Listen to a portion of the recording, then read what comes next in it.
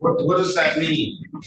Oh, Your Honor, simply if when you put the defendants as they come into various breakout rooms, the number of breakout rooms 2, 3, 4, I'll take the even breakout rooms and Mr. Werbling will take the evens. So that way we don't overlap each other. So what I usually do is I usually just assign you to like breakout room 2 and assign Mr. Warbling to breakout room 3. And then the city prosecutor has 4 if you want to speak to the city prosecutor in a private 4. And then the police and the prosecutor are in room 1. And the other rooms are just kind of like overflow rooms for some other reason. Oh, okay. I understand. That's fine, Judge. We can do that. I've done that before with you. Thank you. All right, so I'll just those are going to be your rooms 1, 2 for you, Mr. Ferry, and 3 for you, Mr. Warbling. And I think Mr. Warbling went in there. I think that's Okay. kind of like an automatic thing when they see that. Okay, that sounds great, Judge. Thanks. And I apologize for forgetting how you do it. No, So there's no reason to apologize. I don't know how. I've heard that even and I just didn't know how that would work. Okay, I understand. Thank you. I don't know if that's better. If it's a better way to work, I'll try it. No, your method is fine, Judge. That's fine. Thank you.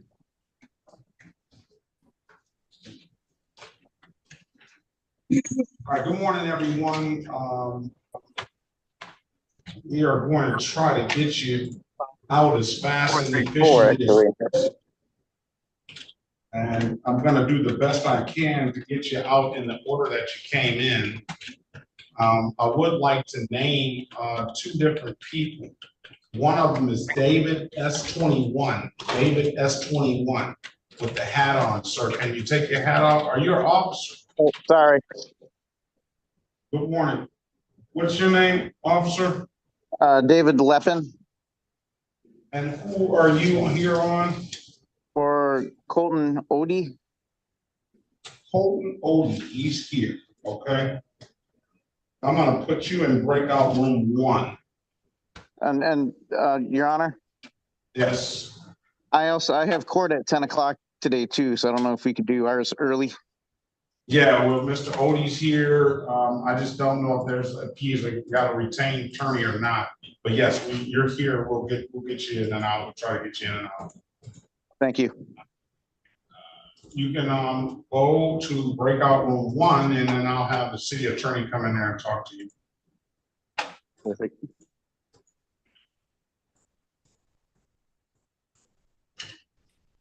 Right, that gets me down to Lisa Lane. Is that just Lisa Lane?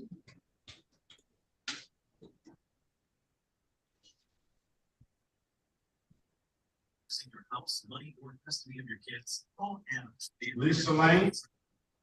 Without approved advice, will help you avoid problems before they happen.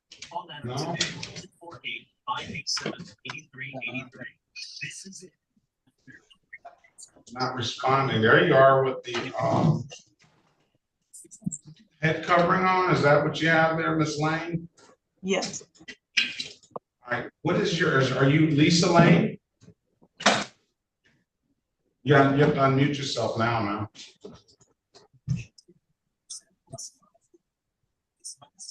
They sure need to put some air conditioning on. Better? Yes. Contact information.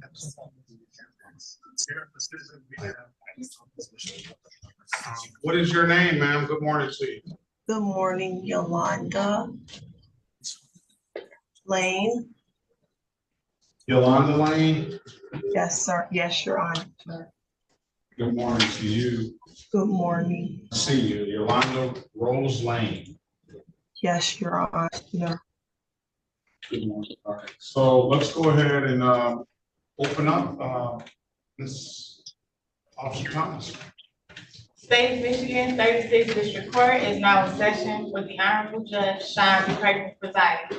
While court is in session, there will be no smoking, eating, drinking, sleeping, and or laying down. I will ask that if you have on any hats or hoodies, that you please remove them unless due to religious purposes. Thank you, everyone. Good morning to Judge. Good morning to everyone. Morning.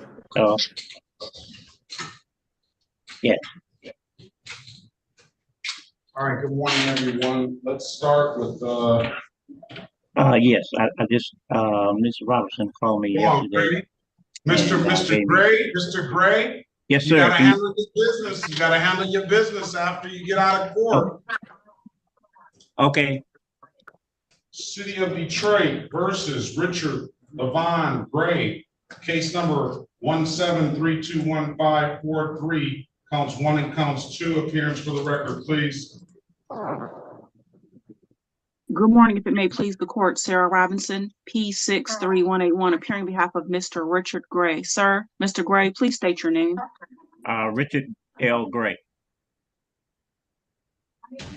Today is the date and time. Good morning to you. Today is the date and time set for a pretrial. What I'm gonna do in order to, Mr. Gray's got some very important business, so we're gonna make sure he hurry up and gets to his business. I'm gonna call probation, and we've contacted them. We're gonna get probation in here. How's testing going, Mr. Gray? Just fine, sir. I went every week. No missed tests? No, sir. No diluted tests? No what? No diluted tests? Everything was fine when I went. And no positive tests, right? No. Everything was, every week was negative. Every week was negative. All right.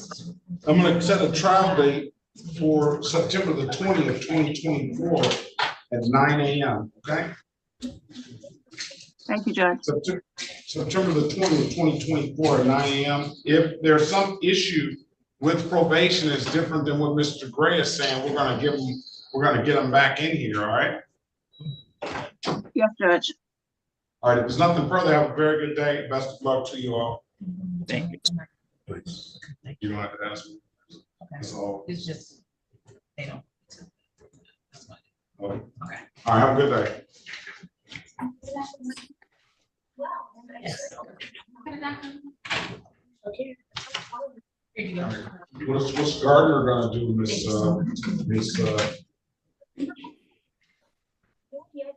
Unfortunately, Judge, I have not spoken to Mr. Gardner. I called and I sent an introduction letter. I have not made contact yet. Is he here? I don't see him. Okay. All right. We'll continue on. All right. So let's go with Derek Lewis. Mr. Lewis, you there? Good morning, Your Honor.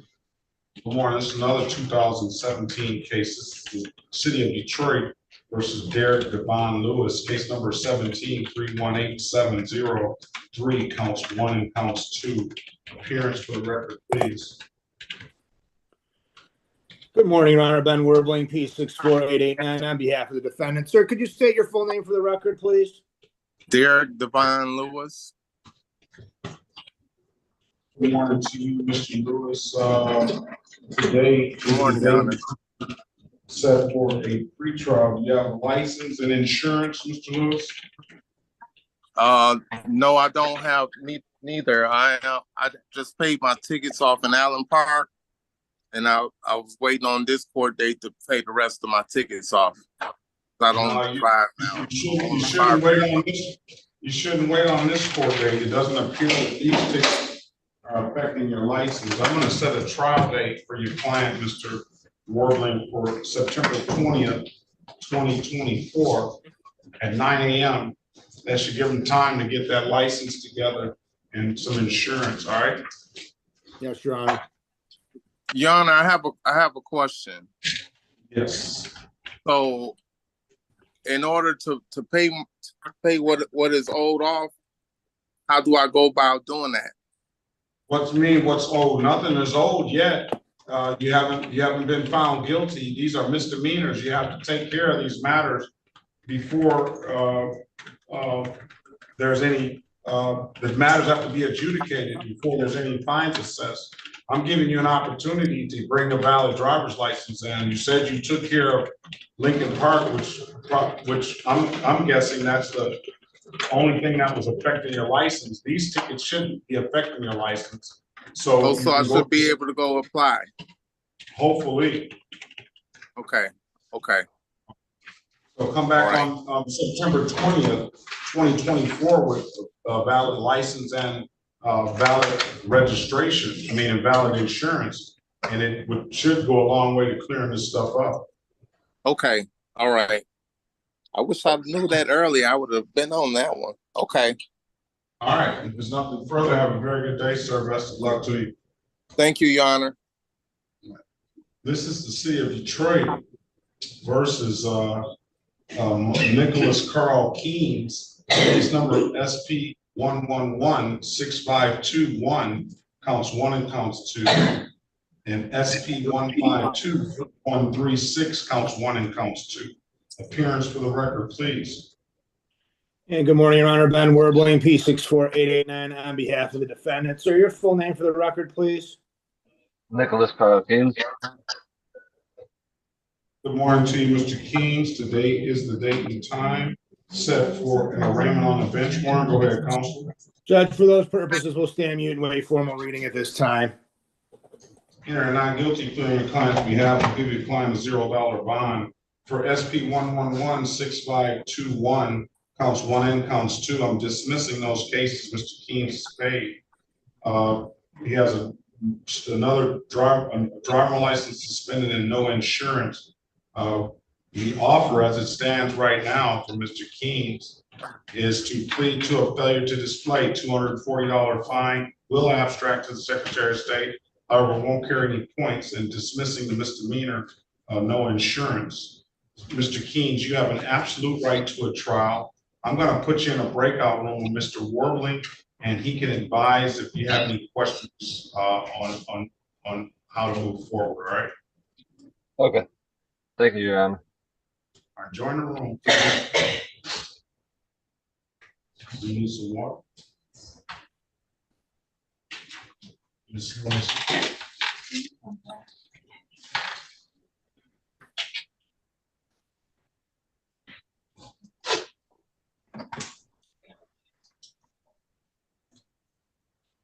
All right. Odie. Who's going to handle Odie? Does Odie have a retained counsel? Yes, Your Honor, Ryan Hill. You're River Odie? No, I am Mr. Odie. My lawyer, Ryan. Is your retained counsel, Mr. Odie? Yes, sir. Yes, Your Honor. All right, we got to wait till he comes in here. We'll pass the matter. Mr. Wasty, good morning to you. Oh, good morning, Judge. About the only good thing is the sun came up. Yes, it is. It's some more good. You just got to search for it. There's a lot of good there. Well, we got hit really, really bad last night with the storms. I would manage to get out of my house and into the office this morning, only to find out that the building that we're in, half the roof is gone. Ooh. Yeah. Mother Nature is something else, isn't she? Yeah, and it's just crazy. You know, Mother Nature is just unbelievable. So yes, I am here on Adriana Lewis. I don't think she's checked in yet. I know the officer is here. I've talked to Miss Mason. So if she, I don't know how long you want to wait for her to check in. But we'll give her some time. There's a storm. So if you need to go and check in somewhere else, let me see who's on this iPhone. On the iPhone, I just led the room, ma'am. Can you state your name? You got to get up, ma'am. There's no laying down. Where they do that? Good morning. What's your name, please? Demetrius Green. Demetrius Green. Good morning to you. Good morning.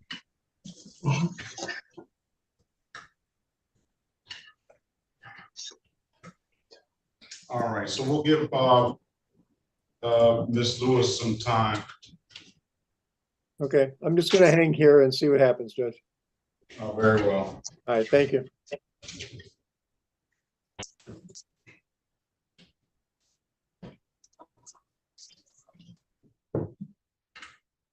Your Honor, can you hear us? Yes. There be Glenn. I have Pardon a me? question. I have a question directly for you. I mailed in a couple letters directly to your office in regards to a matter with selling stuff on the streets. And every court-appointed counsel that we've had has acted like you never got the letter or they've never seen it. Do you have any inkling as to these letters that were mailed directly to your office? I don't. Wow. So, It was Dorothy Gwynn, DeAndre Long. Those are the two that were. who am I speaking with?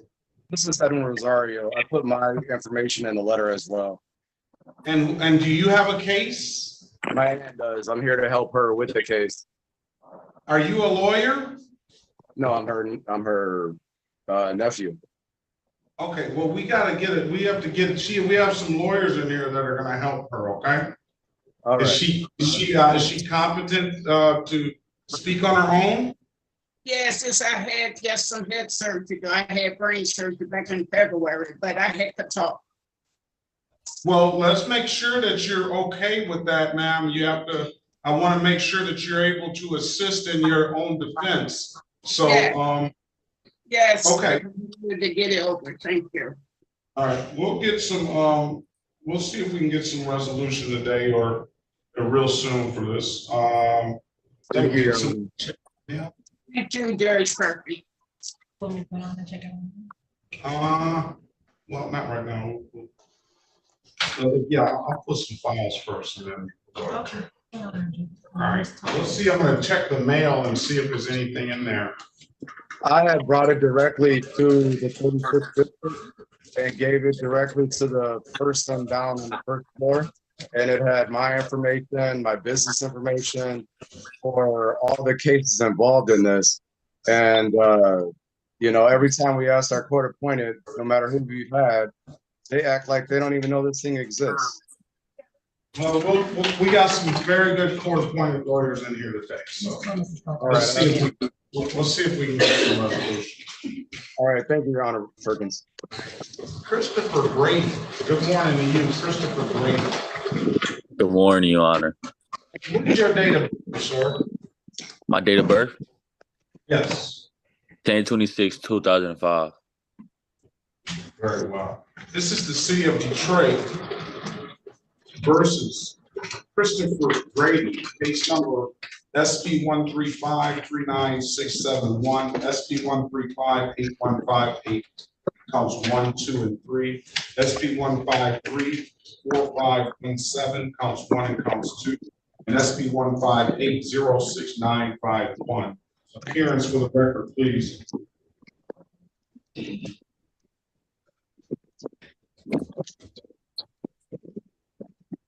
One of those very good lawyers I just spoke about.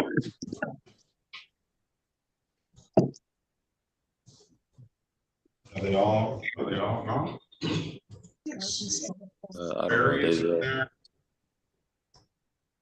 Mr. Corbling, are you representing Keynes? Yeah, we were ready with respect to Mr. Keynes, Your Honor. What about Ferry on, he's in the breakout room. I need him on here for Grady. Yeah, I told him to come out and then join the main gallery, and then we would just alternate. So let me go tell him to do that. I'll tell him to come out. Let me get him out, Joe. Now.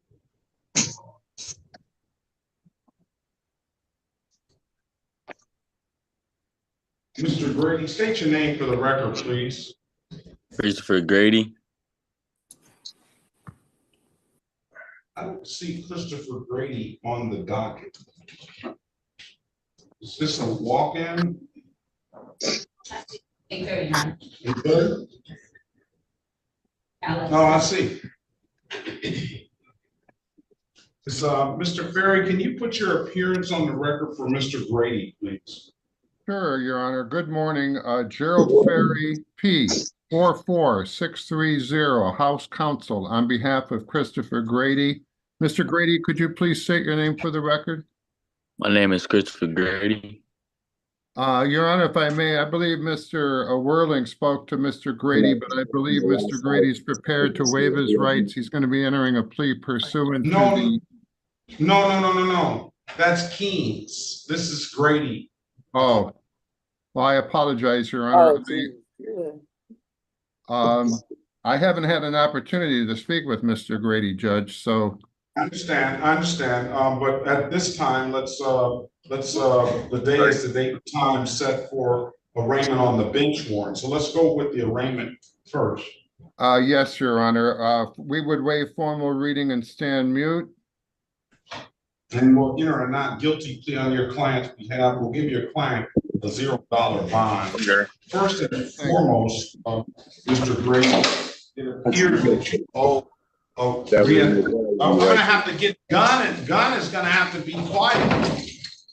I'm muting you. You're interrupting.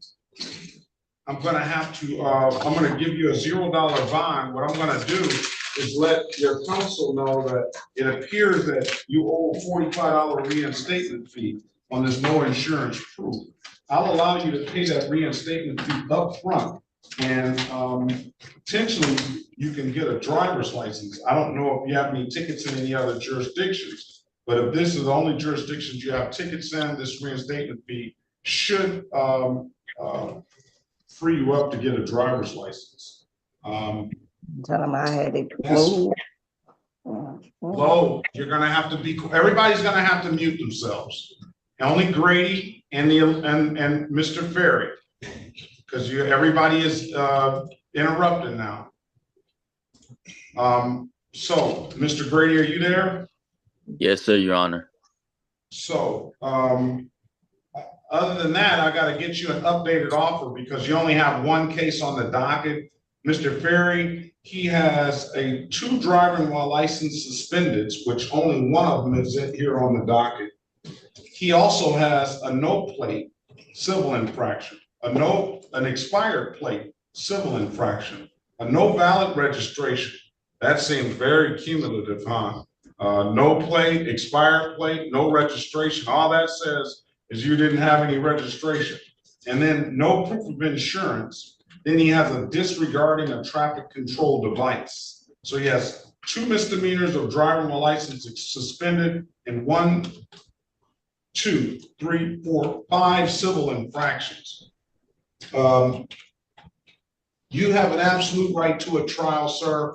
I believe that you would want to pay this reinstatement fee up front. Is that correct?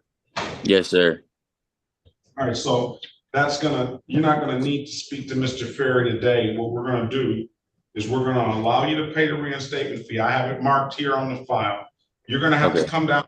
You're gonna have to come down to the courthouse. You're gonna have to bring $45 down to the courthouse. There's no better way I can allow you to do that. And on that no insurance proof, they're already gonna know you're gonna want to pay the reinstatement fee up front. You pay the reinstatement fee, you wait 48 to 72 hours, and then you approach the Secretary of State to see if you can get a valid license. If you can't get a valid license, you can ask the Secretary of State for a printout on anything that is affecting your license, and they should give it to you. And you can bring that back, and maybe one of the attorneys can help you at that point, all right? I'm gonna set a pretrial date for August the 16th, 2024 at 8:30 a.m. You understand what you need to do, sir? Yes, sir, Your Honor. All right, when are you gonna bring that $45 in? Is it okay if I can come bring it today? Absolutely. The quicker that 48 to 72 hour clock starts, I will go to the Secretary of State early next week and see if you can get that license. Okay. All right, so come back on August 16th. Hopefully you have a valid license and other documentation and go a long way to clearing this stuff up, all right? Okay, Your Honor. Have a great day, sir. Best of luck to you. You as well. Yolanda Lane. Ready, Your Honor. Gerald Ferry, House Counsel, on behalf of Yolanda Lane. Miss Lane, could you please unmute, turn your camera on, state your name? All right, let's get a call on the record, but that's exactly what we do is, if Mr. Wormling has somebody waiting, I try to call another one for you, Mr. Ferry, so you'll have them in the breakout room working. Then I'll take Mr. Wormling and then call him again, and then, and if you catch my drift. I believe I do, Your Honor. So, This is the city of Detroit versus Yolanda Rose Lane. Case number is 15-545-645, counts 1 and counts 2. Appearance for the record, please.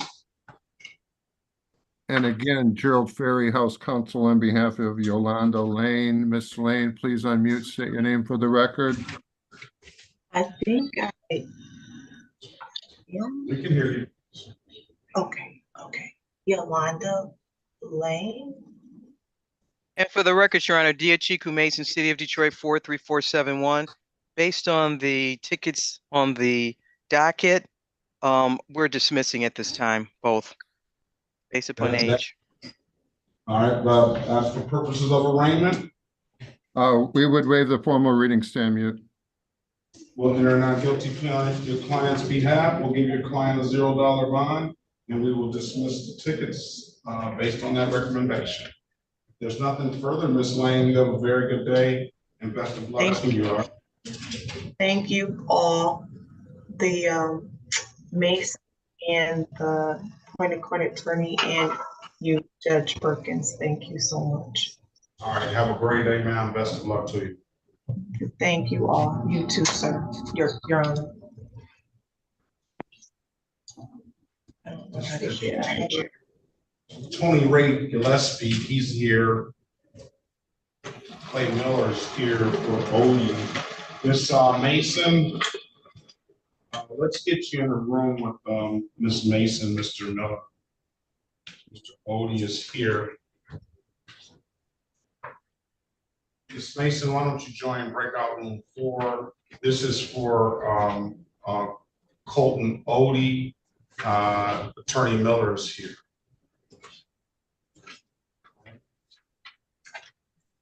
Gillespie, good morning to you. Your matter set trial.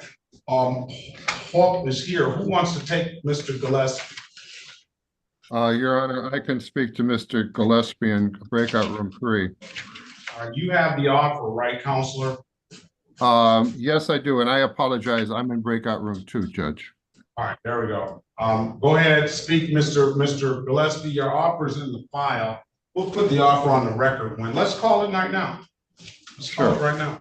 This is the city of Detroit, and I'll try to pull it out.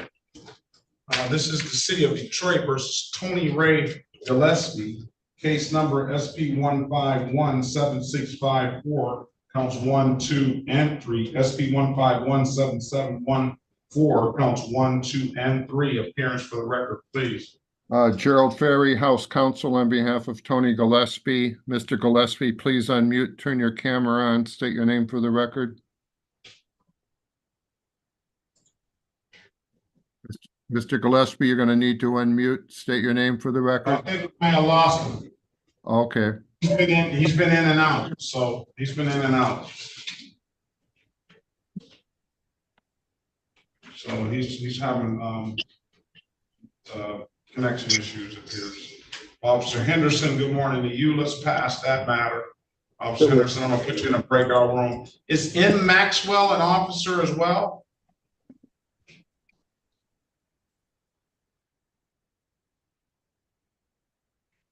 This is actually Officer Lee. M. Maxwell, Officer Lee, I'm gonna put you in a breakout room. Okay. What about iPhone 13? Who's on the iPhone 13? Can you please unmute yourself and state your name? Am I 13? Yes. Okay, my name is Demetrius Carlos Green. No, you're not iPhone 13. I'm sorry. iPhone 13 in the green and the fluorescent. Brandon Lanier. Delanair. Lanier. Good morning. Good morning to you, Mr. Demetrius Green. Brian.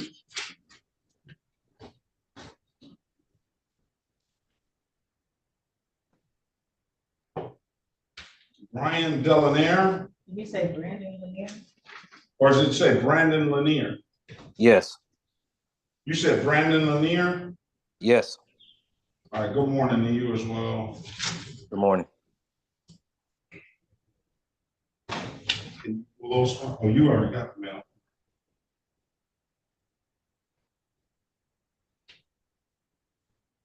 All right, let's move on to Lowe.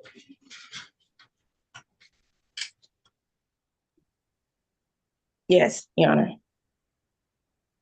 Good morning to you, ma'am. Good morning. I hear you, but I don't see you. I'm right here. Let's see. All right.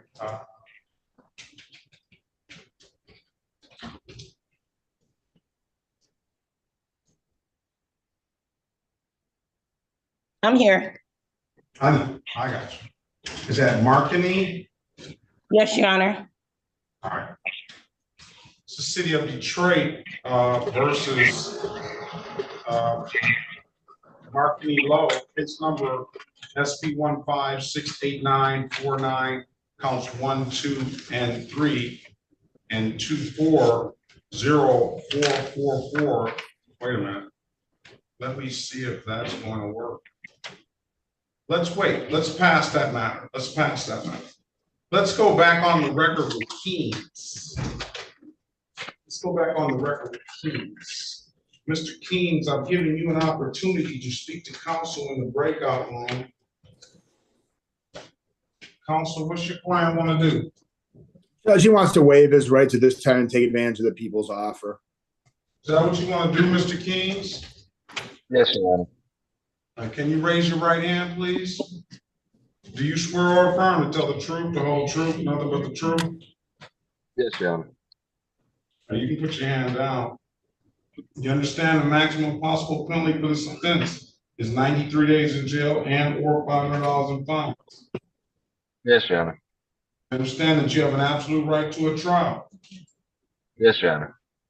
Mr. Warbling went over your other advice and rights in the breakout room, did he not? Yes, Your Honor. You understood those rights? Yes, Your Honor. Any questions about those rights? No, Your Honor. You know, by taking this offer, you're going to give those rights up? Yes, Your Honor. Has anybody offered you anything other than what has been stated in the record? No, Your Honor. Let me draw your attention back to January 28, 2024, at around 3:05 a.m. in the city of Detroit, in the area of Central Street and Clayton Street. Did you have an occasion on that day to come in encounter with the Detroit Police Department? I'm sorry. I didn't hear you on the last part. Your Honor. On January 28, 2024, at around 3:05 p.m., strike that, a.m., in the city of Detroit, in the area of Central Street and Clayton Street. Did you have an occasion on that day to come in encounter with the Detroit Police Department? Yes, Your Honor. Were you operating a motor vehicle? Yes, Your Honor. Did the officer ask you to produce a valid driver's license? Yes, Your Honor. You couldn't do so, could you? No, Your Honor. Pardon me? I said no, Your Honor. Why is that? I was in process of getting everything straight with the court system, and I was on my way home from work to drop off the vehicle to my father, and that's when I got stopped by the cops.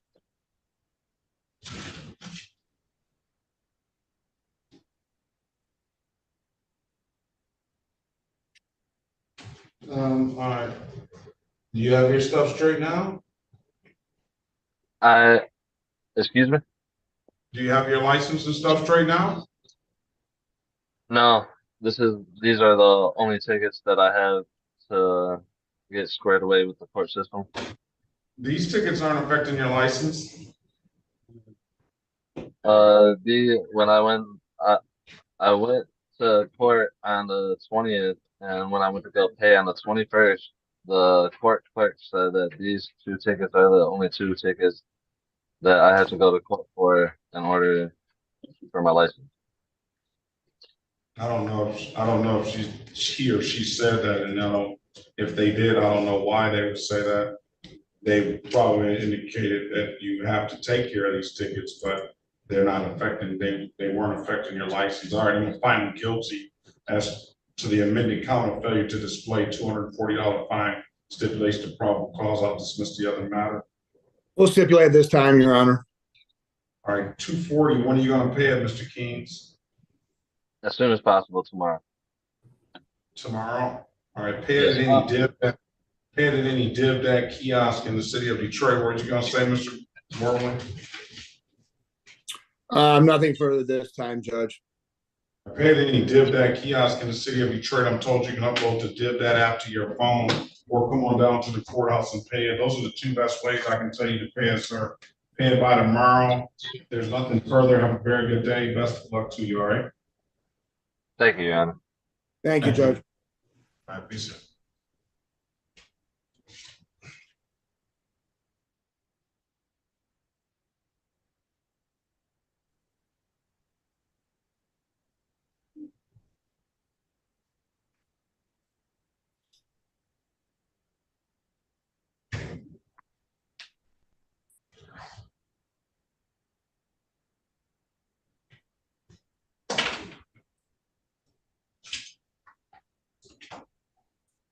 All right, Lo, I'm sorry, Lo, this is the city of Detroit versus Marquette.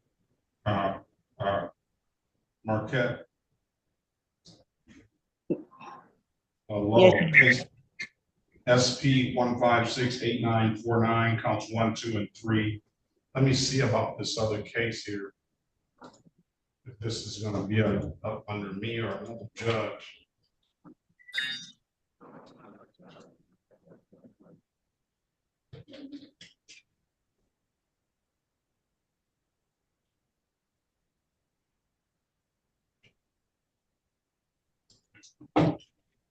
That's Bryant's case, so she's gonna have to, you're gonna have to go to Bryant to take care of the 240444930 All right, appearance for the record, please.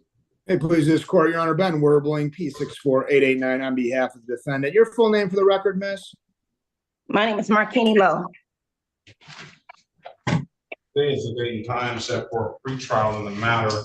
The offer as a reason to file right now, Ms. Lowe, is pleading to the amended count of failure to display a $240 fine, and then the no registration. I think that's $90.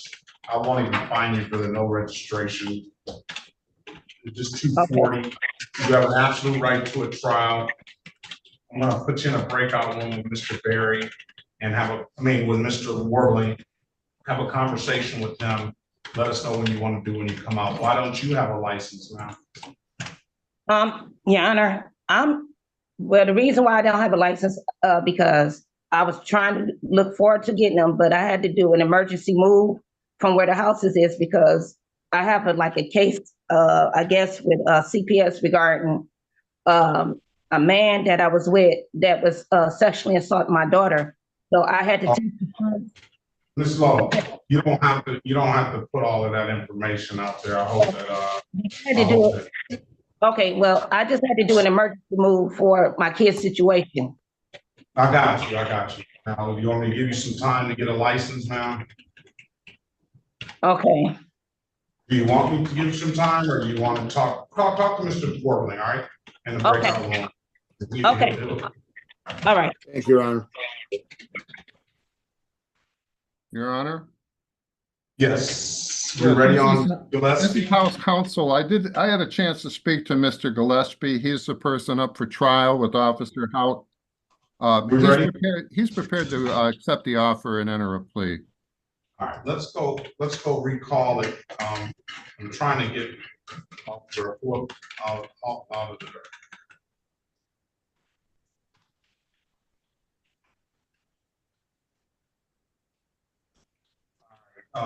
let's call it the city of Detroit versus Tony Ray Gillespie, case number SP 1517654, counts 1, 2, and 3. SP 1517714, counts 1, 2, and 3. Appearance for the record, please. Gerald Ferry, House Counsel, on behalf of Tony Gillespie. Mr. Gillespie, please unmute, put your camera on, and state your name for the record. I don't. Can you hear me? Yes. Okay. Tony Ray Gillespie. Thank you. If I may, Judge, Mr. Gillespie is here for trial. However, at this time, he's prepared to waive his rights, and he's going to be entering a plea of guilty and responsible pursuant to the city attorney's recommendation. So you're going to plead guilty to littering, Mr. Gillespie? I mean, Your Honor, I just been having a headache with this. This the 5th time in court over this. So, I mean, I'm just trying to get it over with. That's what I was trying to explain to you last time. I ain't trying to go to trial to waste y'all time or mine. I'm having it hard right now. If I may, Judge. I remember, Mr. Gillespie, we're going to get it over with today. But I think it was something that he mentioned about, so when you say I just want to get it over with, here's how it has to work, Mr. Gillespie. Yes, sir. If you're going to take this deal, which is pleading to the littering charge, and that is $78, which I think it should be more. Failure to display is $240. That's a misdemeanor. It's abstracts to the Secretary of State. Open alcohol in a motor vehicle passenger, amended count from driver, is another $240. That's a 2-point offense, and it does abstract to the Secretary of State. And a failure to display, a 1 to 5 limited access for the turn signal, for the failure to use turn signal, that is another $126. You're going to have to admit that you did all of that stuff. I mean, my understanding. If I may, Your Honor, this is House Counsel. I talked with Mr. Gillespie in detail, and I went over the factual basis. I believe, Mr. Gillespie does, I believe he's prepared to make an appropriate and valid factual basis as to all the matters that he's pleading to. If I would be allowed to go dear when that comes to it. Hey, Jan. Go ahead. Are you saying, I can't see the judge. But you're telling me those are my charges, them are what I'm pleading to, all of them you just read off, right? Yeah, so the charges are littering from an automobile, driving while unlicensed, open alcohol in a motor vehicle driver, no insurance, defective brakes, and defective brake lights, and a failure to use turn signal. So they amended it. So that's 1, 2, 3, 4, 5, 6 charges. And the city is asking you to plead to 1, 2, 3, 4 of those charges and dismissing only 2. Other 2, Your Honor, I supposed to have got done, fixed. I had the lights fixed the second time I come to court. They're dismissing that anyway. So that's like a non-factor. Yeah, I don't know what to do, Your Honor. You know the truth about it. Because the charges they trying to make me keep is the reason why we're in trial right now. Yeah, so why don't you go back if you have an issue with the charges? Today is the date and time where everything is going to go down. If you dispute the charges, then you need to talk to Mr. Ferry about it, because Mr. Ferry, he was here last time, and he's from out of state. I remember that, and he indicated, I can't exactly remember what he indicated, but I know it was an issue about the way these things were charged. Now, you need to tell Mr. Ferry all of that stuff. Yes, sir. He's your lawyer today, okay? Because I don't want you to be saying that, I came to Detroit and everybody railroaded me, the judge railroaded me, the defense counsel didn't do anything. You need to tell your story right now to Mr. Ferry, and he can help you navigate this stuff, all right? He's a very good lawyer. I mean, I just try. Bless you. That's why I need my PO, man. Hey, is it any way that I can talk to my PO? Because I think I'm gonna need some help from the federal on there. Because I don't, like I explained to you, I did too much time. So I'm not understanding this because I just tried to explain it to him. But it's like, take this and dismiss this. It ain't making sense to me. And if I try to fight it, it's basically being said like, this was gonna happen. So it's like I'm on a double-edged sword, really.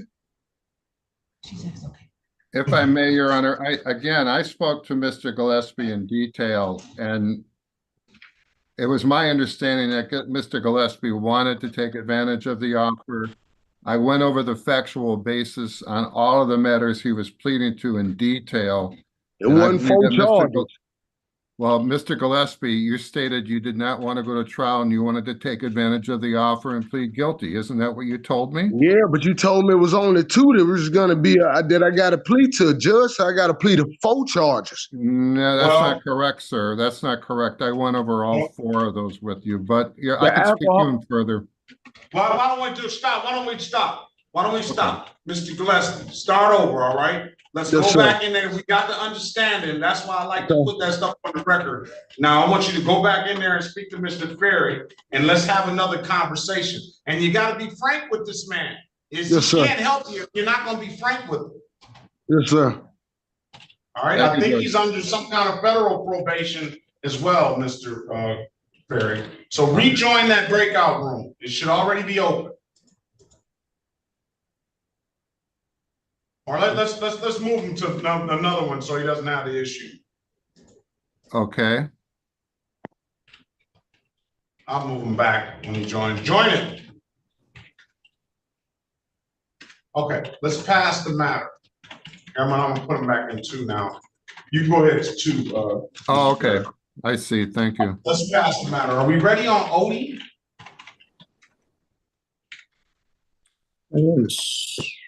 Mr. Miller, you must retain that. All right. Let's go ahead with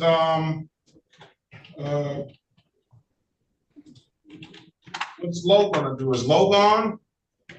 You know what, Judge? I gave her instructions to leave the breakout room, and I didn't notice that she had left. But what we were gonna do, I don't know if it's possible unless we wanted to reset for compliance, Judge. Oh, we can do that when she comes back. Okay. Good. Xavier Long. Present.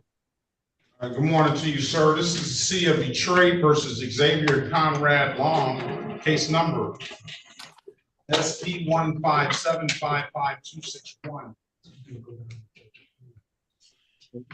Judge, may it please this court, Your Honor, Ben Werbling, P64889 on behalf of the defendant. Sir, could you say your full name for the record, please? Full name is Xavier Conrad Long. All right, good morning to you, sir. Today is the date and time set for a show cause. Go ahead, Counselor. Judge, we ask any show cause hearing be set aside. Moving forward, he will stand mute and wait for my reading at this time, Your Honor. Well, you're not guilty plea on your client's behalf. We'll give your client a $0 bond. Mr. Long, do you have valid insurance? I do not. Do you have a vehicle? I don't at the moment. The offer right now is a improper plate, $240 fine. It doesn't abstract to the Secretary of State, therefore it doesn't carry any points. You have an absolute right to a trial too, sir. I'm gonna put you in a breakout room with Mr. Warbling, have a conversation with us. Let us know what you want to do when you come out, all right? Okay, appreciate it. Thank you, Your Honor.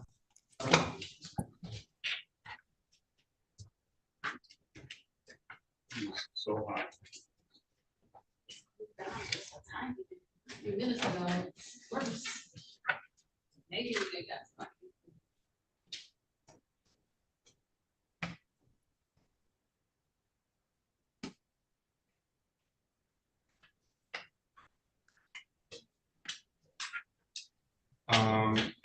Mr. Waski, who's your client? Lewis, Adriana Lewis, Judge. I haven't seen her yet. Yeah, she is not checked in yet, I don't believe, and it's scheduled for 9 o'clock. All right, we'll give her some more time. Okay. Thank you so much.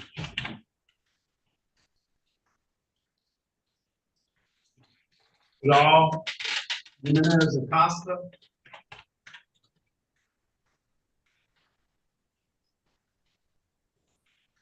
Yes. Hello, Jimenez Acosta. No. Yes. Buenos dias. Buenos días. Necesito interpreter. Sí. All right. Hello, Jimenez Acosta. He's not on the dock.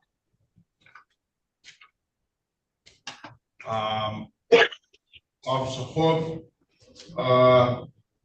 you were here on Gillespie. Okay, we're still working through that. Sounds good, Your Honor.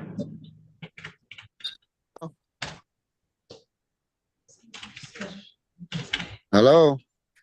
All right, hold on a minute. All right. My phone had disconnected. Sorry about that. Gotcha. I saw you. You don't have to apologize for that. All right. We're waiting on a lawyer right now. On the Samsung is not connected to audio.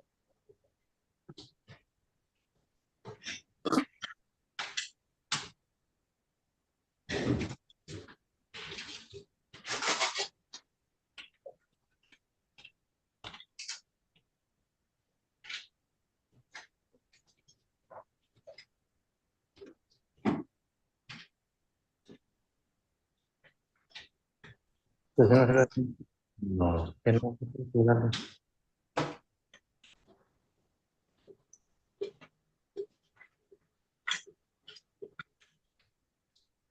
AJ, the print.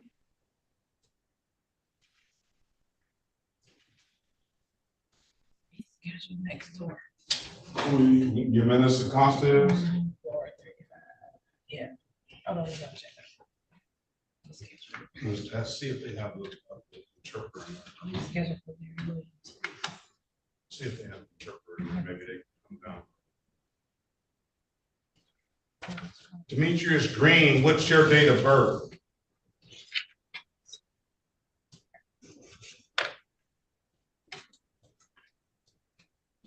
This is Demetrius Green. My date of birth is April 28th, 1970.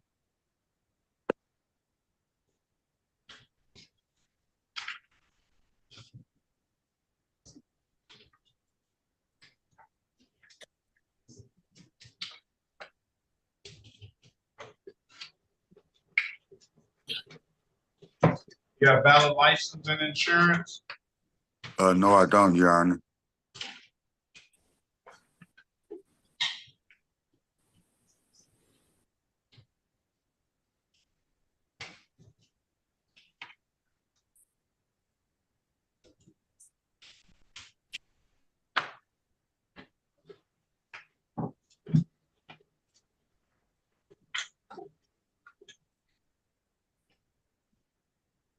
Are we ready on long? We're ready, Judge. Let's go back on the record with Mr. Long. Mr. Long, I've given you an opportunity to speak to counsel in the breakout room. Counsel, what your client want to do? Judge, he's actually this time wants to waive his jury trial rights. He's requesting a bench trial. That's what you want to do, Mr. Long? Yes, Judge. All right, come back on the 20th of September, okay? 2024 at 9 a.m. You got that date, sir? 20th of September. September 20th at September 29 a.m. All right, there's nothing further. Have a very good day and best of luck to you. Thank you. Did you speak with Lowe, Mr. Warbling? Yes, I did, Judge. All right, here she's returned. Okay. This is this. Let's go back on the record with. Well, she hasn't connected the audio yet.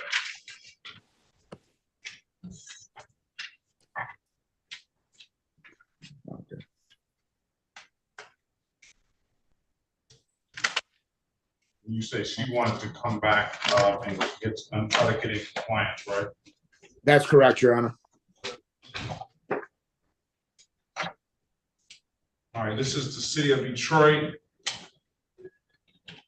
versus Corey Sebastian Law, case number SP 1572691. Mr. Portland, can you put your appearance on the record, please? Judge Ben Wirbling, P64889 on behalf of the defendant. Can you please state your name for the record, please? Corey Sebastian Law. Today is the date and time set for a show cause, Mr. Wirbling. Judge, asking any show cause hearing be set aside. We'll stand mute and wait for formal reading going forward. You're not guilty, pleading your client's behalf, give your client a $0 bond. Mr. Law, your offer as it stands right now is going to be pleading to failure to display $240 fine. You realize that's probably gonna further exacerbate that that revoked status. You have an absolute right to a trial, Mr. Law. I'm gonna put you in a breakout room, Mr. Wirbling, and have a conversation with him, okay? Hey, you say it was 240? 240, and it's gonna abstract to the Secretary of State. I couldn't, my phone was breaking up. You said it's 240 and it's gonna abstract to the Secretary of State. Okay, I paid a 240. Speak to Mr. Wirbling. Go in the breakout room. How do I raise my hand? Let's go past the matter. Let's go back on the record with Mr. Gillespie. Now, Mr. Gillespie, are you understanding what's going on now? I mean, excuse me, sir. I want to ask, is there any way that I could speak with my counselor again, if you don't mind, sir? I ain't trying to be inconvenient on the court. I need to speak with Go back in the breakout room. Rejoin. Okay. I'm trying to, word. I'm gonna sit you in 5 again, and I'll put you back in 2. Okay, sir. Mr. Zepke. Hello, Judge. No, hold on one second, Mr. Zepke. Go in 5. Did he ever go in 5? All right. Back in 2, Mr. Bear. All right, let's go back on the record with Ms. Lowe. Ms. Lowe, your counselor indicated that you want to have time to come in compliance. Yes, Your Honor. All right, I'm going to give you until August 16, 2024 to try to get into compliance, all right? Pre-trial date. Come back, okay. And I'm going to be praying for you and your family as well, all right? Okay, thank you, Your Honor. Have a great day. Thank you. Yeah. All right. Zepke, good morning to you. Who's your client? Good morning, Judge. I'm here for Rashid Gross Turner. He interviewed with probation. I was just asking for the report before we sentence him. I don't see Mr. Gross Turner, I don't think. Judge, it's scheduled for 10. I logged in early to try and get the report. Okay, great. Okay, great.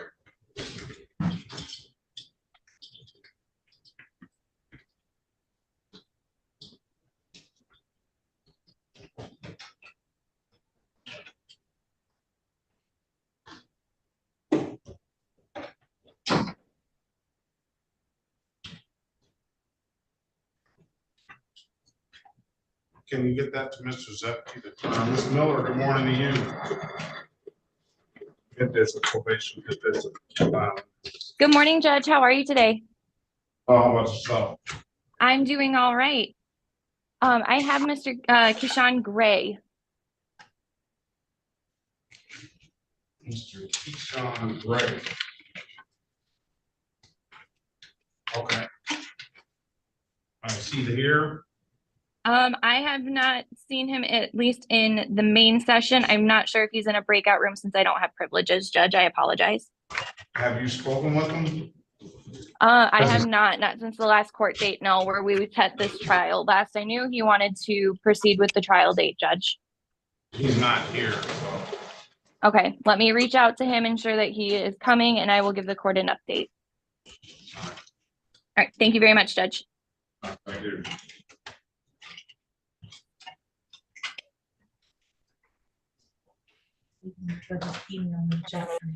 Say that again.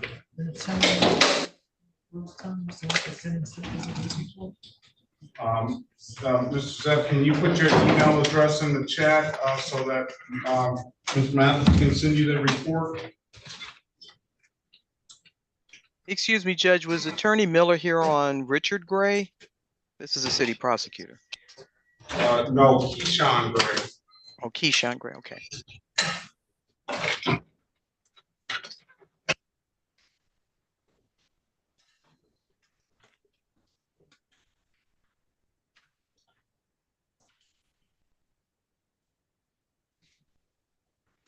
On that telephone at, they're gone.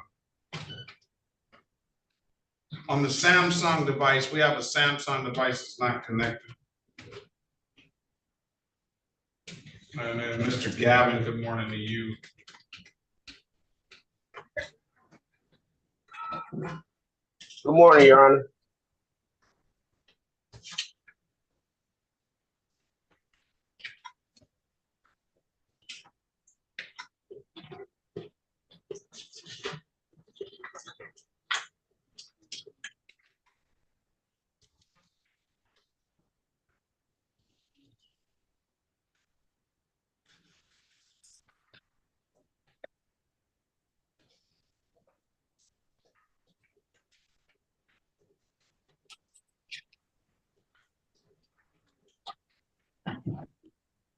All right, last time, we're gonna go back on the record with Mr. Gillespie. Mr. Gillespie, I've given you an opportunity to speak to counsel. Counsel, did everything are we on the same page now? Gerald Ferry, House Counsel. Mr. Gillespie, is everybody on the same page? Are you ready to proceed, Mr. Gillespie? Yes, sir. Okay. You understand what's going on now, Mr. Gillespie? Yes, sir. All right, so what are we gonna do? Your Honor, if I may, and I appreciate the time you've given me to speak with Mr. Gillespie. I informed him of his rights. I informed him of the charges and the possible penalties and the points. I believe at this time, Mr. Gillespie is prepared to waive his rights voluntarily and freely. He's prepared to enter a plea of guilty and responsible, and he's also prepared to make an accurate and adequate factual basis. Is that true, Mr. Gillespie? Yes, sir. Can you raise your right hand, please? Do you swear or affirm to tell the truth, the whole truth, and nothing but the truth? Yes, I do. You can put your hand down. Do you understand the maximum possible penalty for these misdemeanor offenses are 93 days in jail and or $500 in fines? Yes, sir. Do you understand that, sir? The maximum possible penalty for these misdemeanors are 93 days in jail and or $500 in fines. Yes, sir. You understand that you have an absolute right to a trial? Yes, sir. Mr. Ferry went over your other advice or rights in the breakout room, did he not? Yes, sir. You understood those rights? Yes, sir. Do you have any questions about those rights? No, sir. You know by taking this deal, you're going to give those rights up? Yes, sir. Has anybody offered you anything other than what's been stated in the record? No, sir. Officer Hawk, can you put your appearance on the record, please?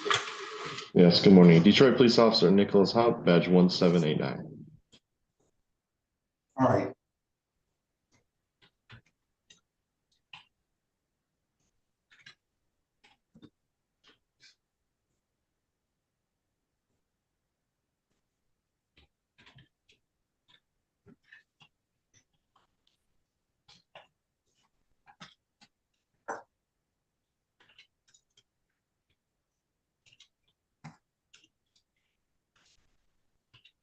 Let me draw your attention back to November the 2nd, 2023 at around 1:34 p.m.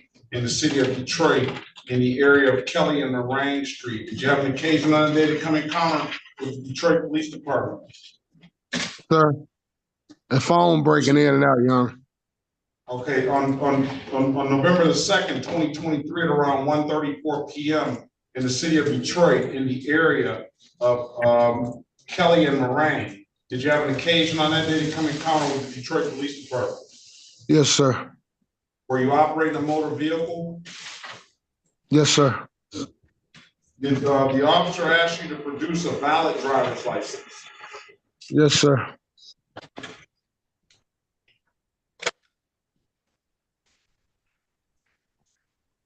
And you could not do so, could you? No, sir. Why is that? Just saying, I ain't had time to go get it yet, Your Honor.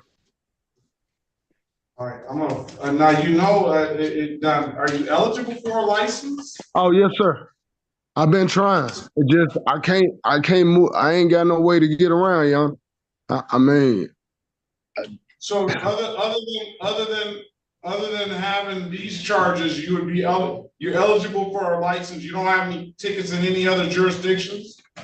No, I ain't got none, Your Honor. I can get a license. I went there to try and get them the first time, but I had to get I wear glasses. So they told me I needed my glasses. So I've been waiting on them, and they ain't came, and that's been a while since the last time I talked to you. Did you order the glasses? Yes, sir. Because you know, Mr. Ferry, if he takes this deal as it's written now, he's not going to be eligible for a license for another 2 years. Well, Your Honor, I was not aware of that. I understood that. I talked to my client. He informed me he had no additional tickets, and my understanding was there was only going to be 2 points assessed, and that would be on the open alcohol. Yeah, and what happens is, and a lot of people don't know, when you plead to 2 moving violations and you don't have a valid license, then you're not going to be eligible for a license for another 2 years.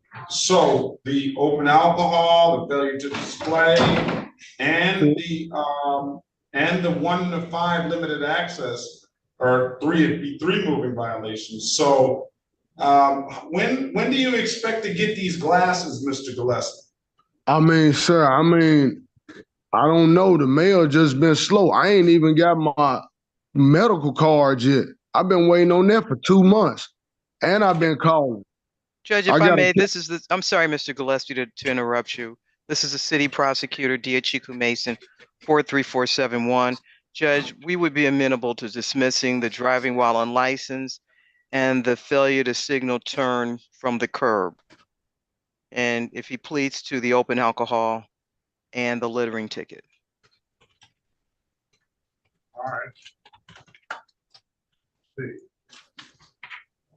I don't know if you get points. Let's see what littering has. All right. So they're trying to make it so that. Now that's one thing I just don't like, Mr. Gillespie. You using the city of Detroit as your trash can. Man, I wasn't trying to. I don't like it. I don't like it. I went and did some work though, Your Honor, for Payne's Landscaping and Goodwill Greenworks, picking up the trash.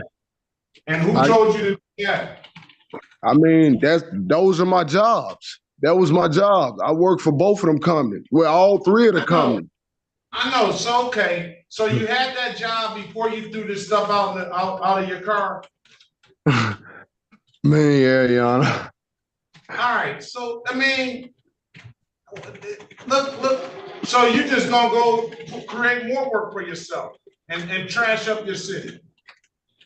Well, or was that the goal? Let me make sure I throw some stuff out so then I can keep some work. I almost definitely want to go, Your Honor. All right. I guess littering is not a I don't see it on the fence thing. All right, all right. You want to, the amended offer is pleading to the, pleading to the,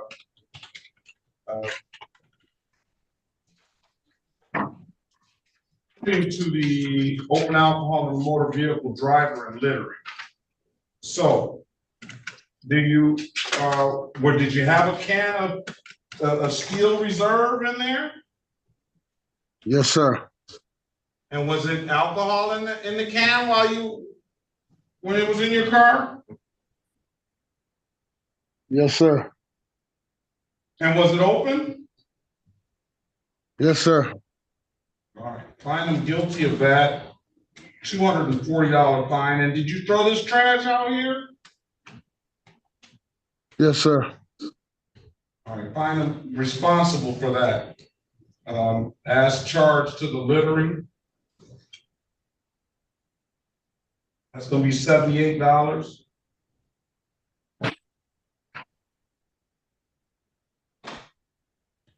Now, you know, if you get another ticket, you know where you're coming back to, don't you, Mr. Gillespie? Yes, sir. And it's not gonna be, find them guilty as, to the open alcohol, amended count of open alcohol and motor vehicle passenger. And it's not gonna be as lenient as it is today, all right? Especially sir. with throwing trash out. I just don't understand why people do that. Grown people too. Not kids, grown people. I waived the warrant fee, so $240 and $78. When can you pay it? How much is it, Your Honor? $240 and $78. I mean, I'm gonna need time. Like I explained to him, I only get money once a month, Your Honor. How much time do you need, sir? 40 days if I can get it. I'll give them 60 days. Thank you, Your Honor.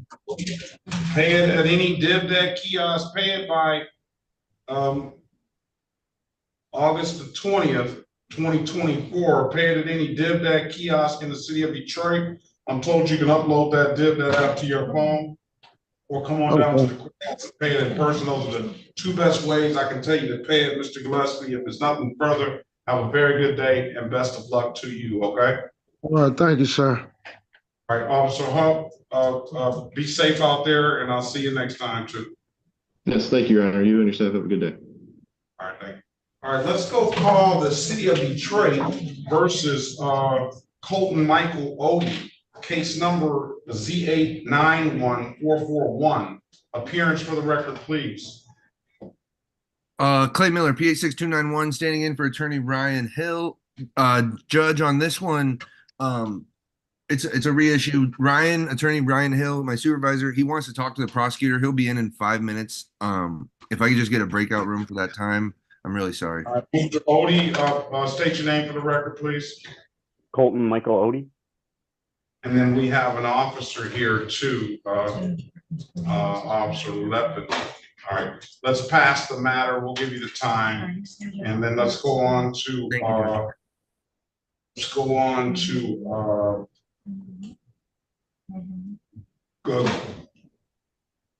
Gwen.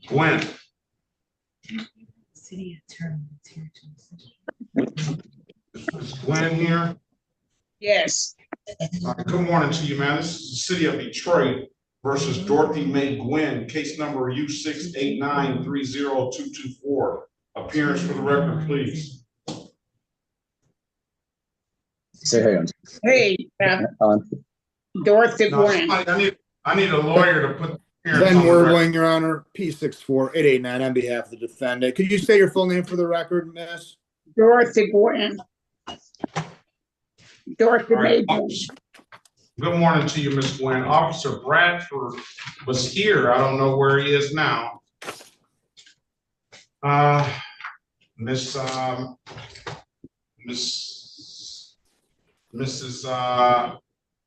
Mason.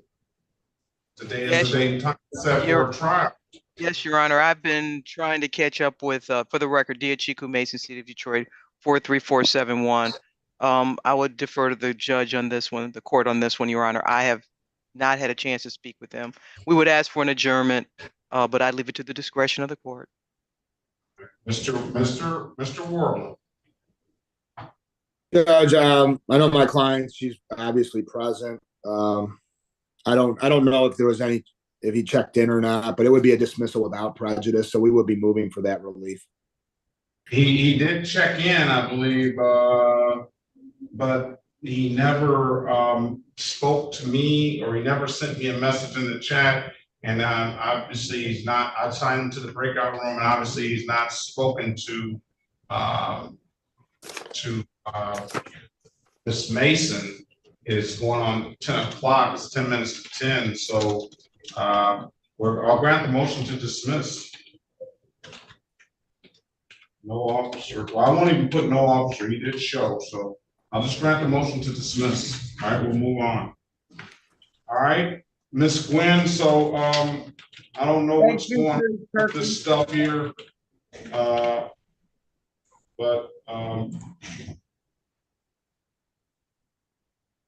I'm going to dismiss the case. All right. Thank you, Judge Perkins. Have a nice day. Appreciate it. You have a better one. Thank you so much. And I still haven't gotten Mr. What's your name, sir? Rosario. Hey, Yeah. Your Honor, can I break out with the attorney in a breakout room, please? You don't have a case. I know, but can you ask him to break out with the attorney in a breakout room, please, Lindsay? No, you don't have a case. You have to get your own. If you have a case, you're probably in another courtroom. Ms. Gwen's case is dismissed. All right, thank you, Your Honor. Have a great day. Excuse me, Your Honor. Oh, sorry. I have you already listed, Ms. Gales. Okay. You're in line. Demetrius Green. This is the city of Detroit. Good morning. This is City of Detroit versus Demetrius Carlos Green. Case number SP 1562067, counts 1 and counts 2. Appearance for the record, please. May it please this court, Your Honor, Ben Werbling, P64889 on behalf of the defendant. Sir, your full name for the record, please. Demetrius Carlos Green. Today is the date and time set for a show cause. Go ahead, Counselor. Judge, we'll ask any show cause hearing be set aside. Moving forward, my client's going to waive formal reading and stand mute, Judge. In our not guilty plea on your client's behalf, we have your client a $0 bond. Mr. Green, failure to display, $240 fine. I believe you told me you didn't have a valid license. Yes, Your Honor. You know what, Mr. Green, you are the spitting image of my buddy Wayne in Philadelphia. I can't help that. I had to mention that. He's a spitting image of him. Like, that's your twin brother. So the failure to display, dismiss the other charge, absolute right to a trial, put you in a breakout room with Mr. Warbling and have a conversation with him. Thank you, Your Honor. I have this officer, Harvey, here, but he's been as well after 12:30.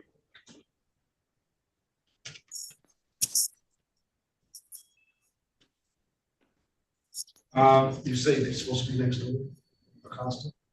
Yes, I did contact. Miss Cox is here. Miss Cox, Acosta, what we understand, he's supposed to be next door right now. Yes. That is what they said in the email. So it's his name, Fidel Jimenez Acosta. Yes. Señor Jimenez Acosta, ¿me entiende? Sí. Okay. Would you like me to give him the Zoom number, Your Honor, for Judge Absolutely. Williams? Okay. Señora Acosta, usted está donde este no es el juez que le corresponde el juez de apellido Williams. Por favor, anote el número, desconecte desde de aquí y váyase para el otro. Le voy a dar el número. ¿Tiene con qué anotarlo? Sí. Ok. 360-332-0000. Okay. Okay. And Your Honor, this is the interpreter. Would you like me to go to Judge Williams' courtroom? Please, good morning to Okay. you, Ms. Okay. Good morning, Your Honor. Hope you're well. I hope you as well. Thank you. Thank you. Ok, señor Jiménez, yo me voy a desconectar y me voy para allá también. Me lo ha pedido el juez que vaya y lo ayude allá. Por favor, desconéctese aquí y vaya al otro y allá yo también voy. Ok, es el 360, ¿verdad? 360-332-0000. Sí. Ok, gracias. Ok, thank you. All right, have a good day. This is the City of Detroit versus Brandon Clebon Lanier, case numbers ST 157499191. Appearance for the record, please. Mr. Perry, are you there? Yes. Yeah, I could take this, Judge. Gerald Ferry on behalf of Mr. Lanier, Brandon Lanier. Sir, could you please state your name for the record? Brandon Lanier. If I may, Your Honor, Mr. Lanier, I didn't have an opportunity to speak to him in a breakout room, but he is here for a show cause. Yeah, as for purposes of show cause, or purposes of arraignment, go ahead, Counsel. Your Honor, we would, for purposes of the show cause, I would move to set aside and recall any capias and any warrants. And for purposes of arraignment, we would waive the formal reading, stand mute. When you're not guilty plea to your client, we gotta give your client a $0 bond. Mr. Lanier, do you have any valid insurance? I do. Let's see what you have, please.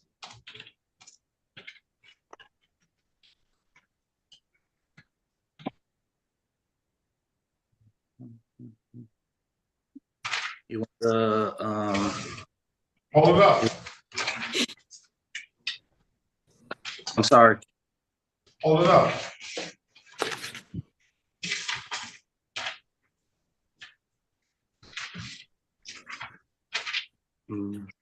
How do I share it on the screen? You hold it up, hold it up. Digital. It's digital. All right, send it to my email address. I'm gonna put it in the chat. Okay.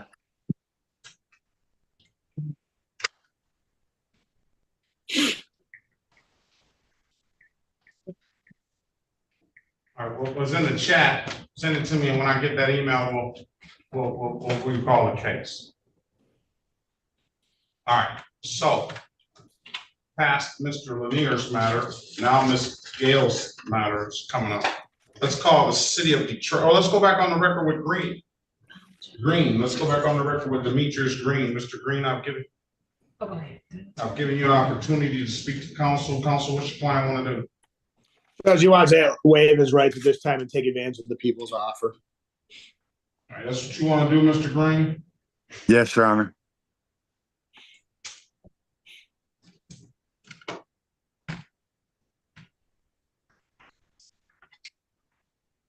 Raise your right hand, please. You swear or affirm, tell the truth, the whole truth, nothing but the truth? Yes, Your Honor. You can put your hand down. You understand the maximum possible penalty for this offense is 93 days in jail and or $500 in fines. Yes, Your Honor. You understand that you have an absolute right to a trial. Yes, Your Honor. Mr. Warbling went over your other advice or rights in the breakout room, did he not? Yes, Your Honor. You understood those rights? Yes, Your Honor. Do you have any questions about those rights? No, Your Honor. You know by taking this deal, you're going to give those rights up. Yes, Your Honor. Anybody offered you anything other than what's been stated in the record? No, Your Honor. Let me draw your attention back to March the 12th, 2024, around 4:47 p.m. in the city of Detroit, in the area of Woodward and Willis. Did you have an occasion on that day to come in contact with the Detroit Police Department? Yes, Your Honor. Operating a motor vehicle? Yes, Your Honor. Officer asked you to produce a valid driver's license. Yes, Your Honor. Could not do so, could you? No, Your Honor. Why is that? I don't have a valid license. How long has it been since you've had a valid license? 2 years. Well, that's it. All right, find him guilty. Why don't you have a valid license? I need to pay 2 tickets. I just been in between jobs. I just opened up a new Happy's on 9 Mile and John R. I started the opening day was last week. All right, good luck on that. All right, so find him guilty as charged, stipulation of probable cause, dismiss the other matter. We'll stipulate, Judge. All right, 240, when can you pay it, Mr. Green? If I can have 30 days, Your Honor, that'll be enough time for me to get it back. Pay it by July the 22nd, 2024. Pay it at any DivDat kiosk in the city of Detroit. I'm told you can upload the DivDat app to your phone, or you come on down to the courthouse and pay it in person. Those are the 2 best ways I can tell you to pay it. If there's nothing further, I wish you the best of luck on that Happy's Pizza, and have a very good day. All right. Thank you, Your Honor. Thank you, Judge. Let's go back on the record with Mr. Lanier. Mr. Lanier, I got your documentation. I'm gonna dismiss the case for providing valid documentation. All right? All right, thank you. Thank you, Judge. All right, Mr. Green and Mr. Lanier, you're free to leave. Your Honor, sorry to interrupt the court. I just wanted to give the court an update on Mr. Gray, if I may. Yes. I was unsuccessful in trying to get a hold of him. I have relayed that to Miss Mason as well. So I'll leave it in the court's discretion with what to do today. All right, we'll give him a few more, we'll give him a little bit more time. It's been a storm last night. I know people are without power and stuff like that. So what about law? What happened to law, Corey Law? I don't believe that was one of mine, Your Honor. That wasn't you. What happened with Gales? Did we ever get Gales' file? Desiree Gales? Your Honor, off the record, I know we're not on the record on Gales. This is the city prosecutor, Chiku Mason, City of Detroit, 43471. We will be dismissing that matter at this time. Gales? That's correct. Gales, Desiree Gales. City of Detroit versus Desiree Lane Gales. Case number SP 154-27242. Appearance for the record, please. Gerald Ferry, House Counsel, on behalf of Ms. Gales. Ms. Gales, please unmute. State your name, please. Desiree Gales. Desiree Lane Gales. Thank you. I know how that is, Counselor. Everybody jumps to take the dismissals. I wasn't sure, Judge. Yeah, I just didn't want you the pause. I would too. Mr. Judge, we also have Officer Henderson here as well.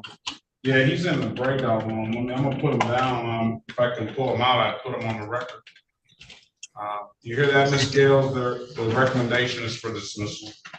Okay. I'll grant that recommendation and dismiss the case. Officer Henderson, good morning to you. Good morning. Can you put your appearance on the record for Gales? Name, badge, number. Officer Henderson, badge 2212. Department. Detroit Police Department. The case is going to be dismissed. Have a very good day. Ms. Gales and Officer Henderson, you be safe out there, right? Okay. All right. Now you have a go.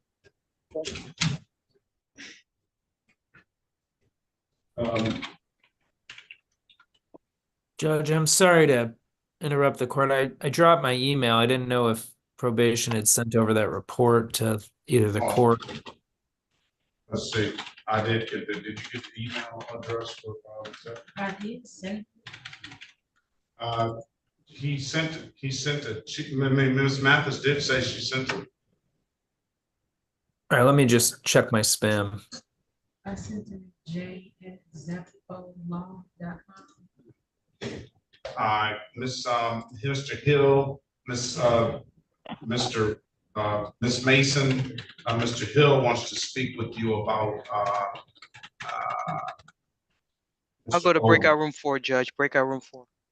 Very well. All right, Samsung never connected to audio, so we're having an issue with that.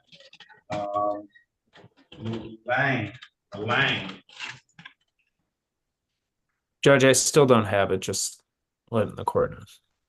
Miss Mathis, can you make sure you check that email address and make sure it's right, both Miss Mathis and Mr. Zepp? I sent it to you. I sent it to j@zupoclaw.com. That's It's what I got in the chat. AC.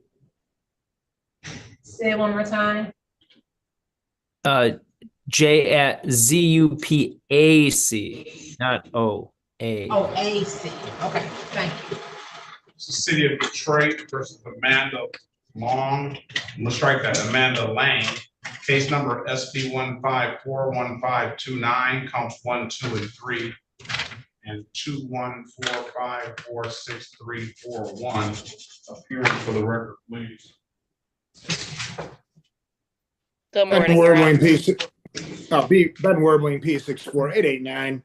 On behalf of the defendant, Your Honor. Your full name for the record, miss? Amanda Mayling. Good morning to you, ma'am. Today is the date and time set for a trial.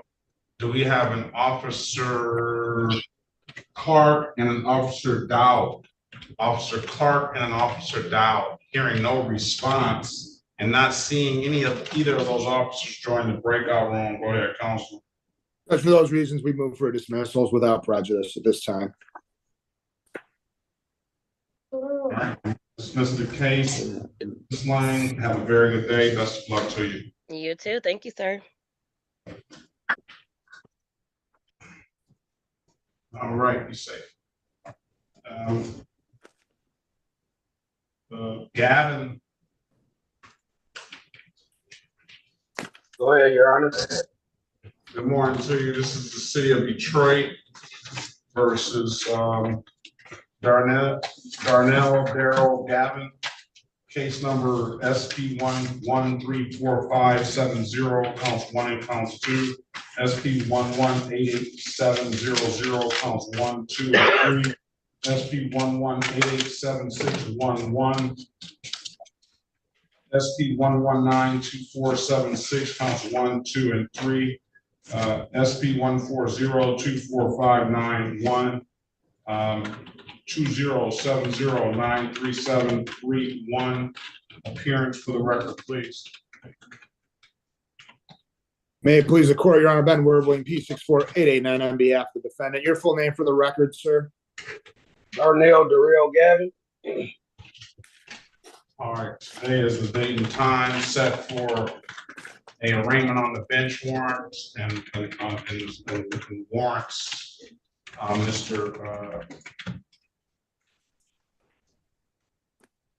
asking any warrants be recalled at this time. We'll stand mute and wait formal reading for purposes of arraignment. All right, enter not guilty plea on his behalf. We'll give a $0 bond. There's no offer in the file right now because there's only one charge or two charges. There's a lot of other tickets in warrant status. I can get you an updated offer or you can set the matter for trial. I don't see anything here preventing you from getting a license, Mr. Gavin. You say you don't see me except the matters are in warrant status, but now they're not in warrant status anymore. So you could set a trial date and then you take that time and try to get a license. Okay. You want to do that? Yes, sir. Trial is going to be September 23rd, 2024 at 9 a.m. September 23rd at 9 a.m.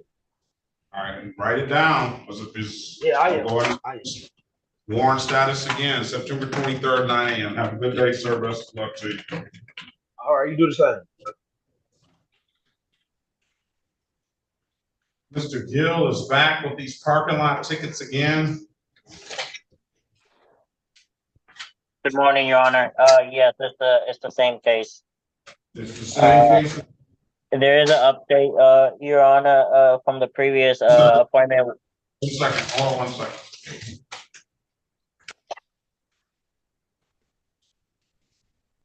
City of Detroit versus Singh Gill, case number V50370524, V50370624, V50426524, V50431623. Appearance for the record, please. Excuse me, Your Honor. Ben Werbling on behalf of the defendant, Your Honor, P64889. All right, Mr. Gill, state your name for the record, please. And the pre-Gill. All right, talk to Mr. Warbling about this, all right? He says he has some update, Mr. Warbling. You be able to speak to Ms. Mason if something has changed in the offer. I'll read the offer into the record right now. That would be pleading. This is as it stands now, Mr. Gill, no offer, no offer, no offer, no offer. So there's no offer. All right, so go talk to Mr. Warbling and see if he can help you work this out. All right, thank you.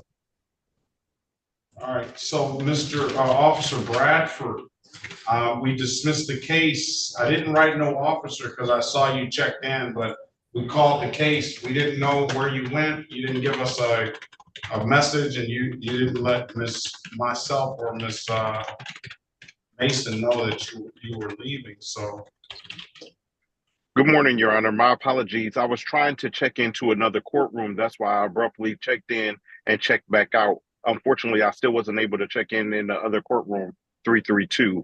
So I was just checking back in to see where the status of my case was.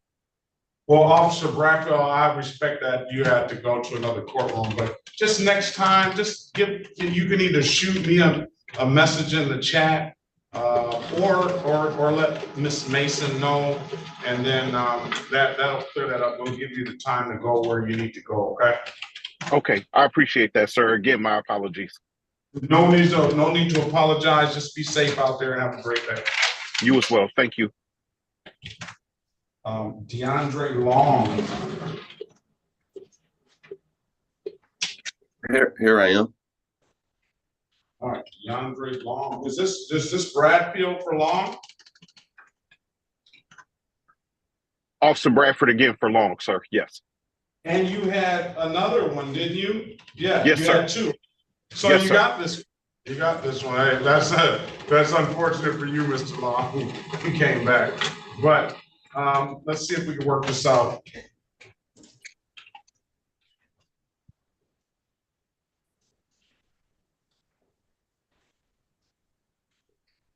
So that was the Gwen case that we called. Absolutely, that's my auntie. Oh, it's the same stuff then, huh? Yes, it's the exact same case. City of Detroit versus DeAndre Long, case number U689303324. Appearance for the record, please. Gerald Ferry, House Counsel, on behalf of DeAndre Long. Mr. Long, state your name, please. DeAndre Long. Officer Bradfield, can you put your appearance on the record, please?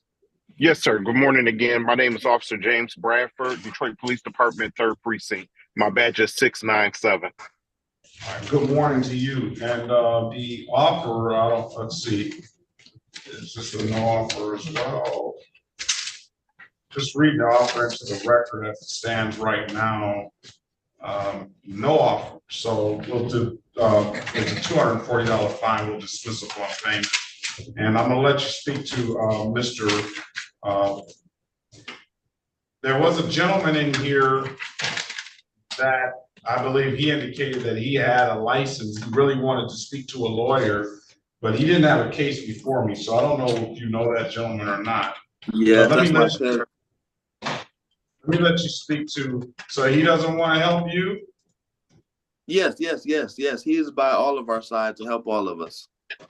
Let me let you speak to Mr. Perry and see if he can help you sort this out, all right?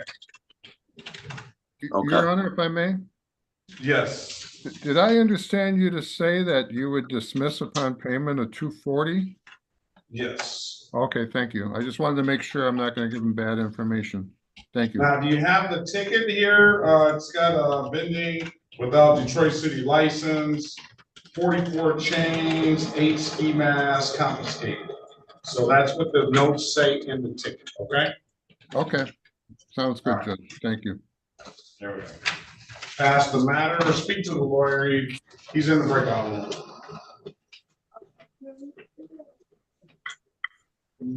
What are we gonna do with Gil, Mr. Warwick? Judge, can I Of course. speak with Attorney Mason? I couldn't hear what that Free on that motherfucker one? saying. Yeah. Hey, watch your mouth, Mr. Gross Turner. I'm sorry, I ain't know I'm at work. I ain't know my mic was unmuted. You said what? You want to speak to Miss Mason? Yeah, I could. All right, go to I breakout think it's been room. set for trial before. He may have had a retained attorney, and now it's a pre-trial. He was set for I trial. actually know him from before the pandemic when I used to park at the Hilton Hotel there to come to 36th District. So I do recognize him. Yeah, he was here before, and I think it was set for trial. That's why I was surprised to see him back, but I guess these are the same tickets. Go and breakout room 4, Miss Mason and Mr. Warbling, and have a conversation, please. All right, where is Gross Turner? Where's who's Gross Turner? Who's here for Gross Turner? I am, Judge, and he is ready. We are both ready. This is the city of Detroit versus Rashid Aristotle Gross Turner, case number Z8084211. Appearance for the record, please. Jordan Zupke on behalf of Mr. Gross Turner, who is present by Zoom. My P number is 78212. We both have the assessment from probation, reviewed it. It is accurate. All right, Mr. Gross Turner, can you state your name for the record, please? Yes, Rashid Aristotle Gross Turner.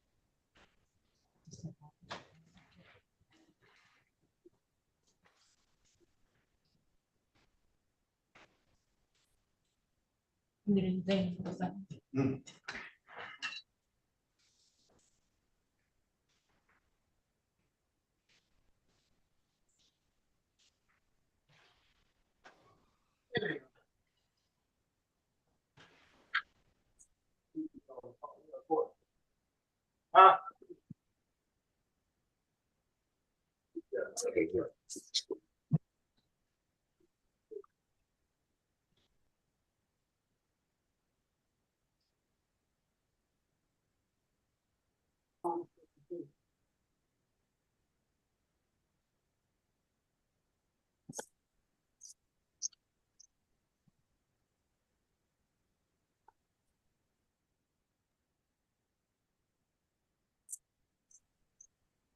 lot of alcohol, Mr. Gross Turner.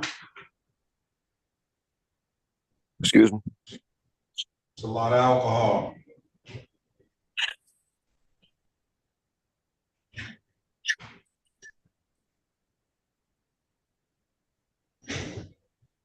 All right, today is the date and time set for sentencing in the matter. I've given you an opportunity to read and review the pre-sentence report, and you indicated that there was no issues with the report. No, there wasn't no issues with it.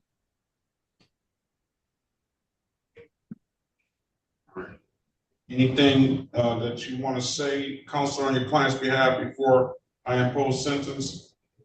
Please, Judge. Mr. Gross Turner, as the report indicates, is married. He provides for his 16 and 12-year-old.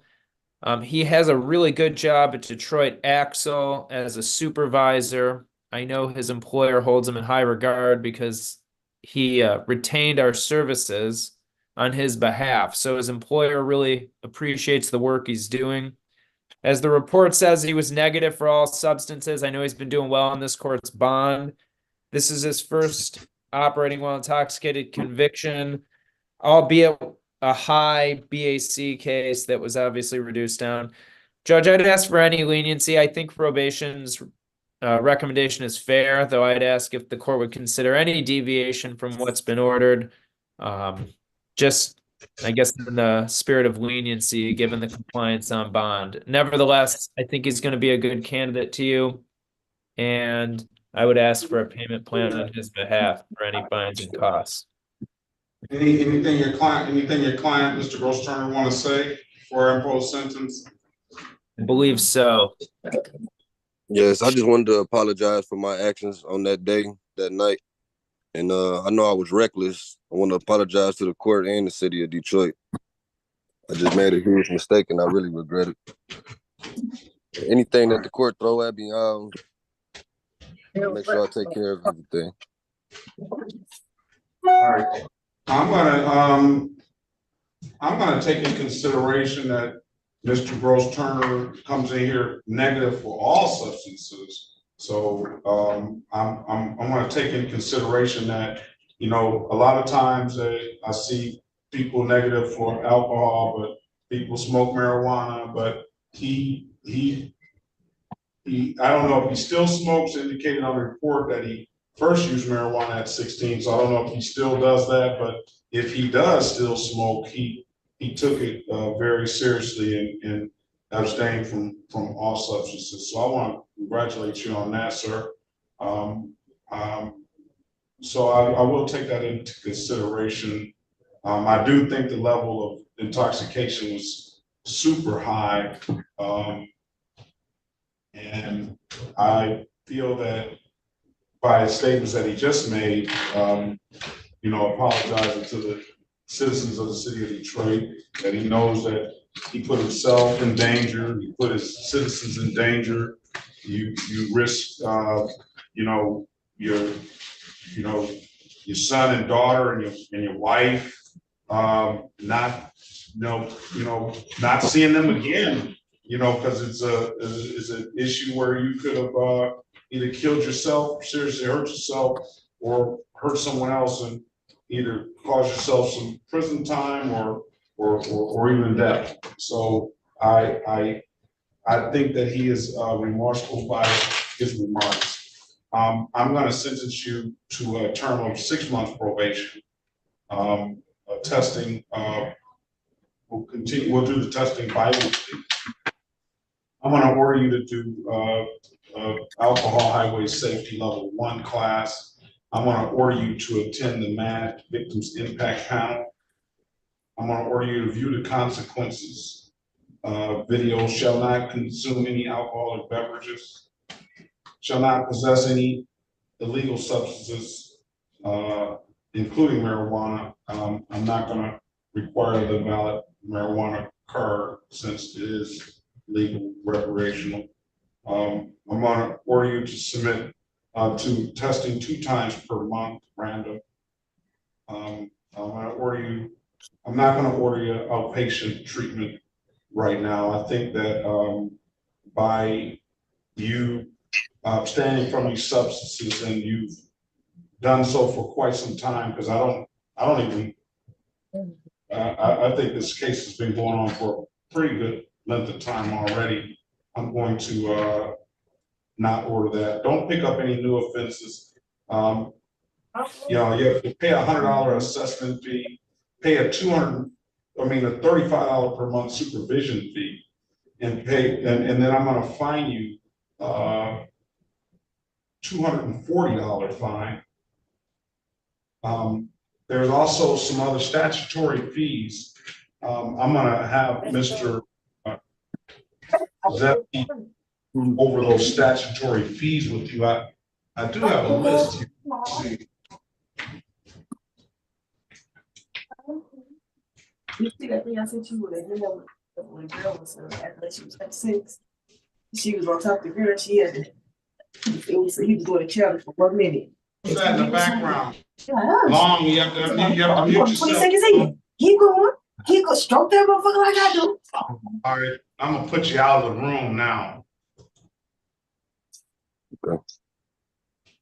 I can't understand why you gotta have that kind of language and you're in court.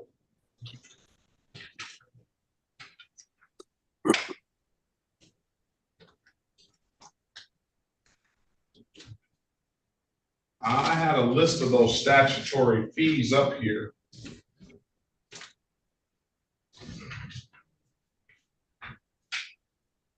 Okay.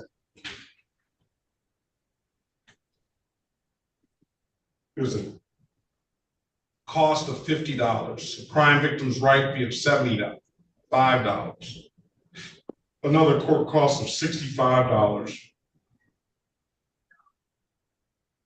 We already discussed the urinalysis fee of $10 per month. That's if you come down here to the court and do it. If you don't, if you go into an outside agency, then you will test you'll pay that cost and won't charge the $10 a month agency fee. There's also a $35 a month supervision fee that I discussed. And that $35 a month supervision fee, I'm gonna make this a reviewable in 3 months. So pay the 35 up to 3 months. I'll consider a motion after 3 months if everything is going well, like I believe it will, like I hope it will. And the total will be in the judgment of sentence. If you have any issue with that, their attorney knows how to get back in front of us. Mr. Gross Turner, I wish you the best of luck. Let's try to have these completed in 3 months if you can, and we'll further review it after that. All right. Okay. Anything further? Judge, should he contact probation or will they contact him if you know? Probation should contact him.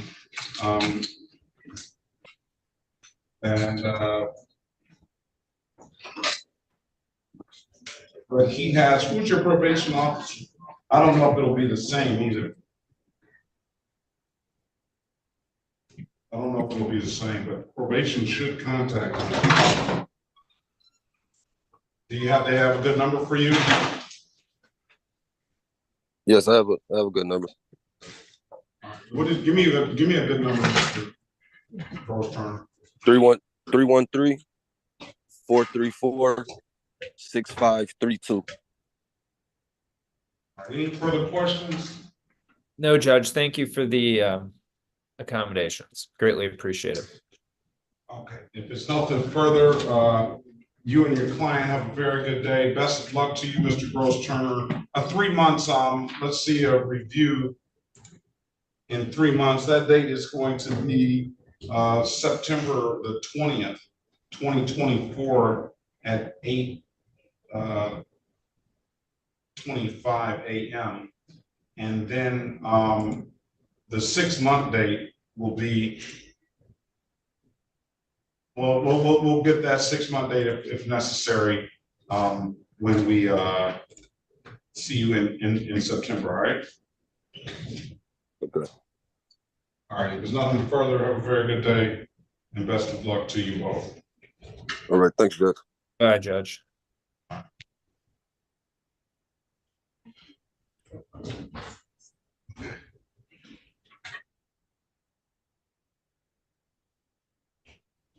I swear, it's never had it so hot.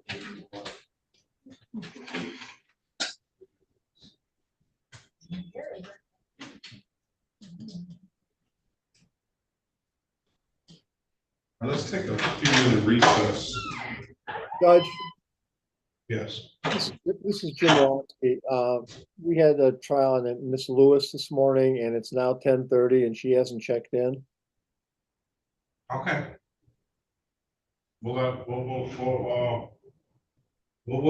give her a show cause today because I don't know.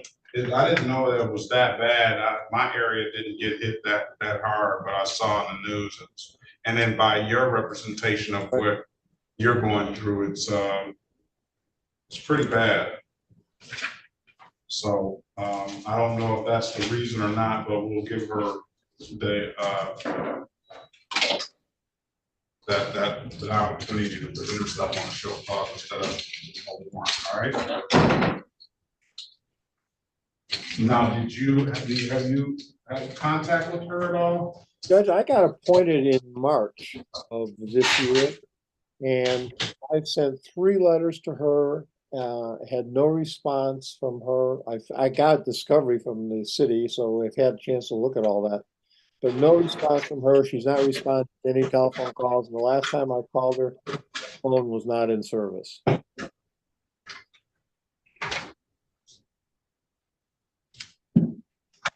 Phone was not in service. So maybe dealing with a little bit more than that.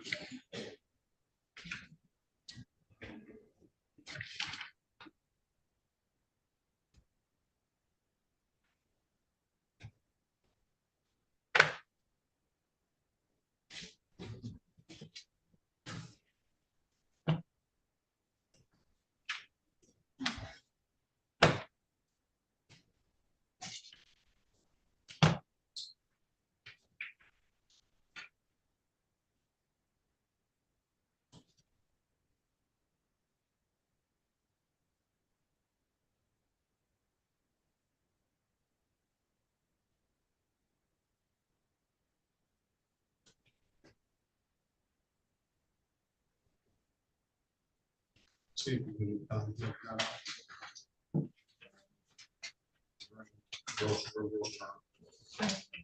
see if you can it's on the left.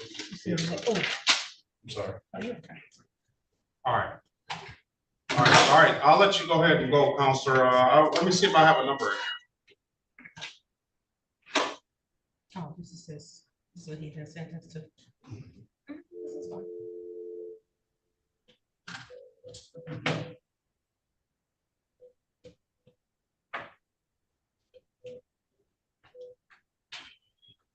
So in this one confirmed, so everything with the parentheses, those are standard fees and we charge an additional 240. Okay.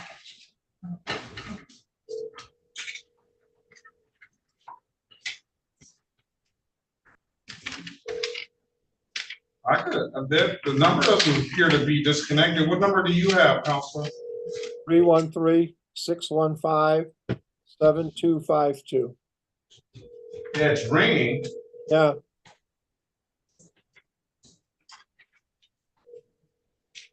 That's all I got this morning was a ring, and nothing got picked up. And then the other day it said it was not in service. It didn't say it was disconnected, it was not in service. And I know at the telephone company that is a distinction. All right. Let's go. We'll show cause. Have a good day, Counselor. All right, thank you, Judge. Appreciate it. And you take care of yourself. You too. Ms. Miller, I'm going to show cause your client as well.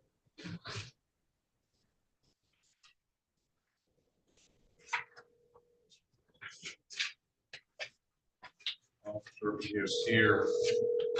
That's the second time. I don't know what's going on with Ray.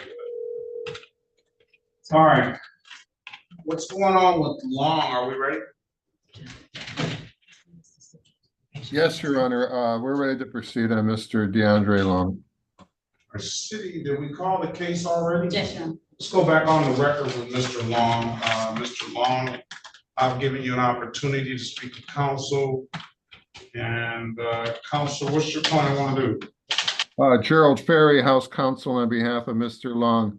Mr. Long, Your Honor, is prepared to waive his rights to trial, and he would like to accept the court's generous offer of a dismissal upon payment of, I believe you stated, $240.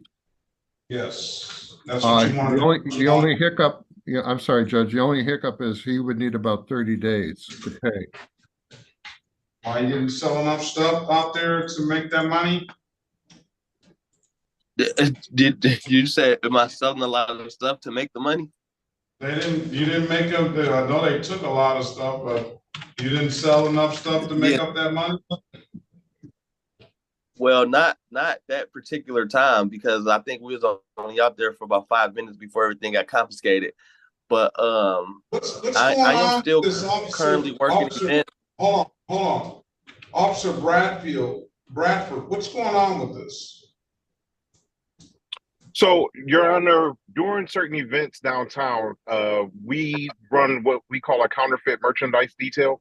And we go down there and we investigate anyone who's selling merchandise or concert stuff or like for any type of event that's going on downtown. And at that point, if they don't produce a valid City of Detroit vendor's license, we issue the ticket and confiscate the property as well. Well, how do we know it's counterfeit though? Well, in his case, his stuff wasn't counterfeit. He just did not possess a City of Detroit vendor's license, which within itself, we could still confiscate his merchandise. All right. I would like to hear from is that your cousin? Yes. Yes, sir. He really wanted to say something. He indicated that I think he indicated that he had a license, but anyway, he says he's been writing the court and writing me the letters and everything. What is he saying in those letters? In those letters,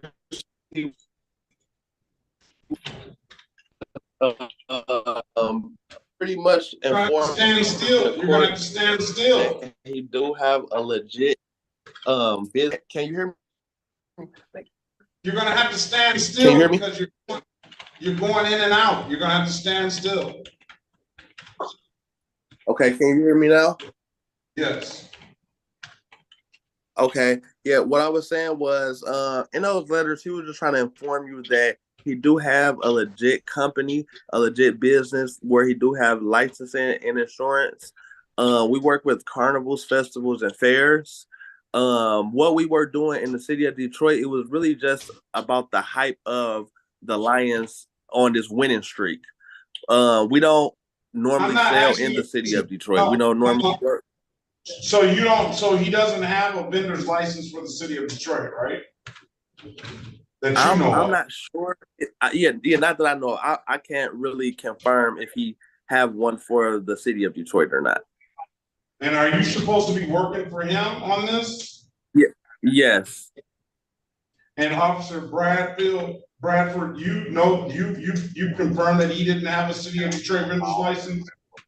Yes, sir. In all investigations, that's one of the first things that we ask each individual. Do you possess the City of Detroit vendor's license? As I informed Mr. Long and his whatever relative ticket that was dismissed today also, they must possess a valid City of Detroit vendor's license, which specifies what articles they can and cannot sell and what location they can sell it at. To my knowledge and the information that I was given, no one has a valid, it's like only one vendor's license for the downtown area. Outside of that, no one else has a valid City of Detroit vendor's license to vend or sell any items downtown. So that's where when we went to investigate them for this particular Lions game, I cited both of them for vending without a license, and we confiscated the merchandise that they were selling. Okay, so let me ask you this. In this case with Mr. Long, if Mr. Long was working for this, whoever his cousin was, would he? Yes, he would still have to have a vendor's license. Mr. Long would still have to have a vendor's license, correct? Yes, to my knowledge, yes. The way the city ordinances wrote, he would still need to possess an actual vendor's license.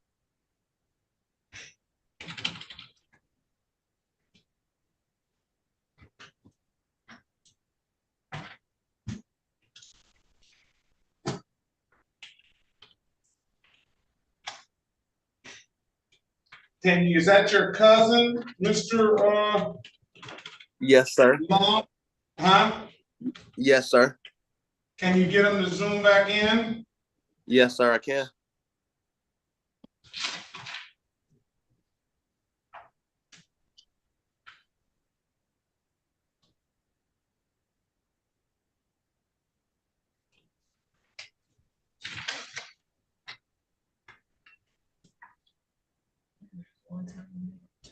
Two times.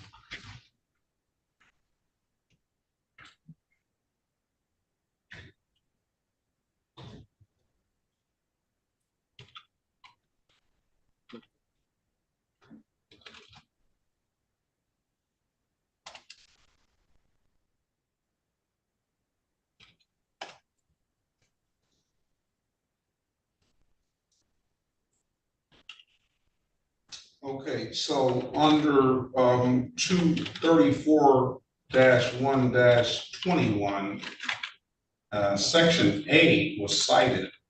It shall be unlawful to conduct or to maintain any business or occupation of foot vendor, stationary vendor, or street vendor in the city of without first having obtained a license from the Buildings, Safety, Engineering, and Environmental Department business license center to operate such business.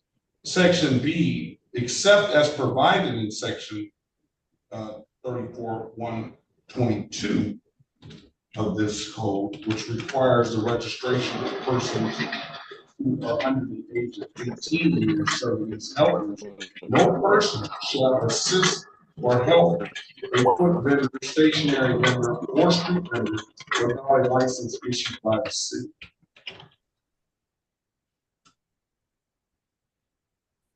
Is that what you're citing, Officer Bradford? Yes, sir. Let me let him get his cousin in here. He really wants to speak, and maybe it can, offer some assistance for them to understand what the law is and and how to help them better move forward. So let's pass the matter momentarily.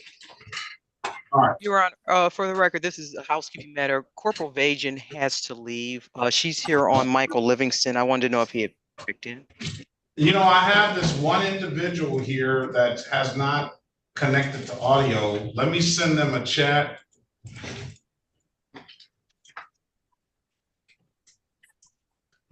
Okay.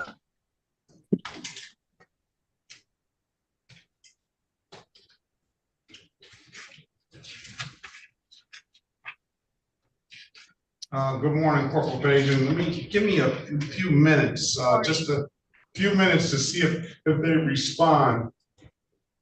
I would hate this for be Mr. Livingston. I know it was a male. I'm gonna ask them to start their camera. They can at least see that. All right, what's going on with Odie? Judge, I'm gonna have a motion on that one. All right, so let's go ahead and well, let's go back on the record with Odie. Go ahead, Mr. Hill. Put your appearance on the record, please. Good morning, Your Honor. Ryan Hill, P68445 on behalf of Mr. Odie, who I believe there is. Colton, state your name, please. Colton Michael Odie. For the record, Your Honor, Chiku Mason, City of Detroit, 43471. I'm here with my officer, Officer Lepin. But at this time, Your Honor, we are not ready to proceed. we would ask for an adjournment, but we leave that to the discretion of the court. What, Yeah, what Judge. about testing? How is testing going? Actually, Judge, if I can jump in for a second, this is actually a reissue. This original charge was dismissed sometime, I think, 1.5 2 years ago. This was a reissue. Officers failed to appear or they were unable to proceed at the last trial. I'm very intimate with these details, Judge. I've seen the body cam footage. I've seen everything. This is an operational issue. And that being the case, Judge, I would object to the adjournment because this will be, I think, I want to say the 9th or 10th time we've been here on this file collectively with the other charges. So I'd be making a motion for a dismissal. As it relates to testing, I know that my client, he's been calling me and texting me as it relates to issues. And Colton, do you want to explain to the judge what's been going on?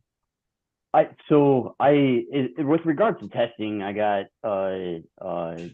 subjected for the weekly. Right after my last pre-trial back in February, I reached out to my previous PO from the last case. It took about 1.5 months to get set back up, but I have been doing weekly testing and I've done 11 weeks since 4/3 since my last one. So there was a little bit of a hiccup to get going. And who is your probation officer? So I reached out to my previous one, Dawn Lurse. That's who originally was assigned to me back in 2023.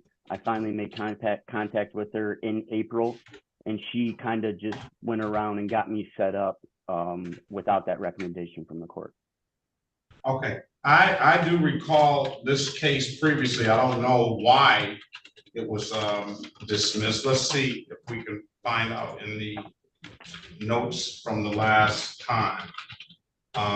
Now, as for the response, Ms. Mason, to I know you requested an adjournment,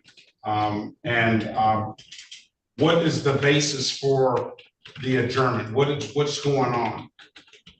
Your Honor, at this point, we do not have the eyewitness. I have attempted to contact the eyewitness. I have to no avail. I have been unsuccessful in contacting the eyewitness. I would, just like more time to contact the eyewitness. But again, I leave that to the discretion of the court. And Judge, and I appreciate Ms. Mason's advocacy, but I think this is the same issue they had the last time. If the court, just as a summary, this is a parking lot attendant that called on my client. It's kind of uncontested. The officers didn't see any operation of the vehicle. So I'm based on my old notes. I made a motion the last time for a similar thing, that the eyewitness the only person that can put my client behind the wheel was unavailable at the last time, and it's the same thing now. So if it was the first request for the prosecution, I would probably defer to the court and say, you know what, I really don't have an objection to one adjournment. But if I remember correctly, Your Honor, this is the same situation that happened at the last trial date a year ago. So, well, no, I don't. I have here that it was dismissed for no officer. I'm not disputing that. I mean, I don't have the file. I'm looking at the ROA, and sometimes you're not 47.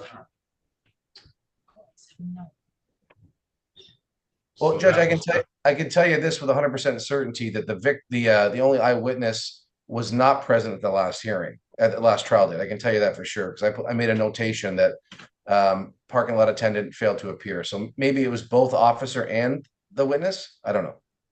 All right, Officer Leppin, can you put your appearance on the record, please? I'm sorry, I didn't hear you, sir. Your Honor. Can you put your appearance on the record, please? Yes, sir. Yes, Your Honor. State your name and department and badge number, please. Officer David Leppin, badge number 2516, 3rd Precinct Patrol. All right. So at this time, there's no eyewitness. Is this in your eyes, Ms. Mason, a necessary witness to continue with this case? Your Honor, I mean, under People v. Stevens, which is a Court of Appeals case, The officer doesn't actually have to see the person behind the wheel driving. If they have probable cause and reasonable suspicion, based upon even a radio run to come to the area and then do further investigation. That has been found to be determined to be good. So People v. Stevens says, no, you do not have to have that eyewitness to actually see the person driving a vehicle while they're under the influence and operating the vehicle. Mr. Hill. Judge, sorry, I was a bit taken back by that. Well, you still need some type of circumstantial evidence, and I think if you want to take testimony from the officer, which I don't think is appropriate right now, is that you need some type of circumstantial evidence to support that he was actually operating the vehicle. In this situation, my understanding is the only person that can put my client behind the wheel is this parking lot attendant that they've failed to produce twice now. So, listen, you know, if that's the case, I'm ready to go. We'll take testimony today. We'll hold the trial.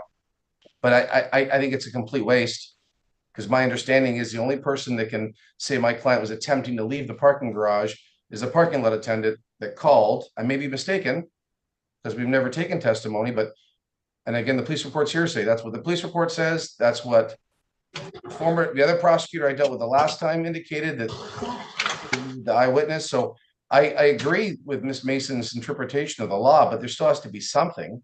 He can't just get up there and say, well, this guy told me that this guy was driving. That's hearsay, right? If there's eyewitness testimony, an affidavit or something like that, I've never seen it. So, you know, I don't know. It's like, and I guess in response, Your Honor, I believe, you know, and correct me if I'm wrong, Attorney Hill, that the defendant was the only one, or did he have a passenger? Or no, there was see, that's another issue, and I don't want to get into too much, but there was another person there, which was a fiance, that told the officer she was driving. So okay, it's like, it's a mess, and I think that's the reason why it was dismissed the first time. And I get it procedurally; it goes through a process. You guys look at it, reissue it. I get it, but this is a tough one, in my opinion, and I'm not bolstering. I think this is a tough one to meet your burden on this one, even if you're gonna bring in other evidence, circumstantial evidence. But I'll leave it at that. I don't want to say too much in case we end up holding the hearing. All right. So is that it, Ms. Mason? Or is that the basic? Is that the basic kind of facts that we're dealing with? Are you ready to proceed? You know, Your Honor, you know, based upon that and everything, I am not. I've talked to my officer. He indicated that he does not have any direct evidence, based upon the fact that there are two people at the scene who could possibly have been driving. And there's nobody to really support that. We do not have enough at this point to proceed at this time. All right, I'm gonna grant the motion to dismiss the case. It seems as though, and I'm accepting your representation, Mr. Hill, that this was an issue last time. I have down here that there was no officer, but you indicated that your notes say that there was no witness either. I think both parties now are confirming that there is a witness that is necessary to proceed, and that witness is still not here. So again, this is a reissue. So I'm going to go ahead and dismiss the case. If there's nothing further, Officer Levin, have a very good day. Be safe, and Mr. Odie, have a very good day. Thank you, Judge. Your Honor. Thank you, Your Honor. Thanks, Ms. Mason.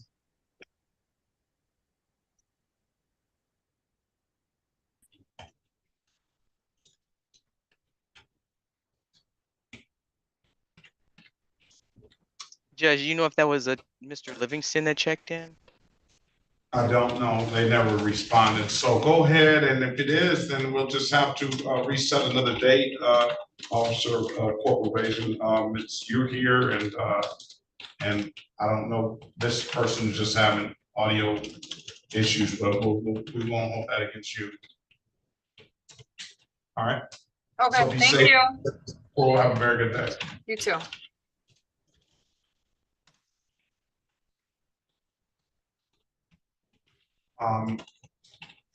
Who else do we have? Long. Okay, we're dealing with Long, and then the other person, Miller, Attorney Miller, who are we waiting on for you? It was Mr. Keyshawn Gray, Your Honor. I still have not received anything from him. I've been diligently checking. So he still has not appeared, per my information. All right, I'll just show cause him this one last time. Okay, thank you very much, Your Honor. Will we have a show cause date or? Yeah, that'll come, you have to look at the ROA. I don't know if Ms. Mathis has made it, the show cause date yet. Yeah, so, check the ROA for that. Okay. All right. All right. Thank you very much, Judge. Have a great day, everyone. All right, be safe. Good luck. I will. You as well.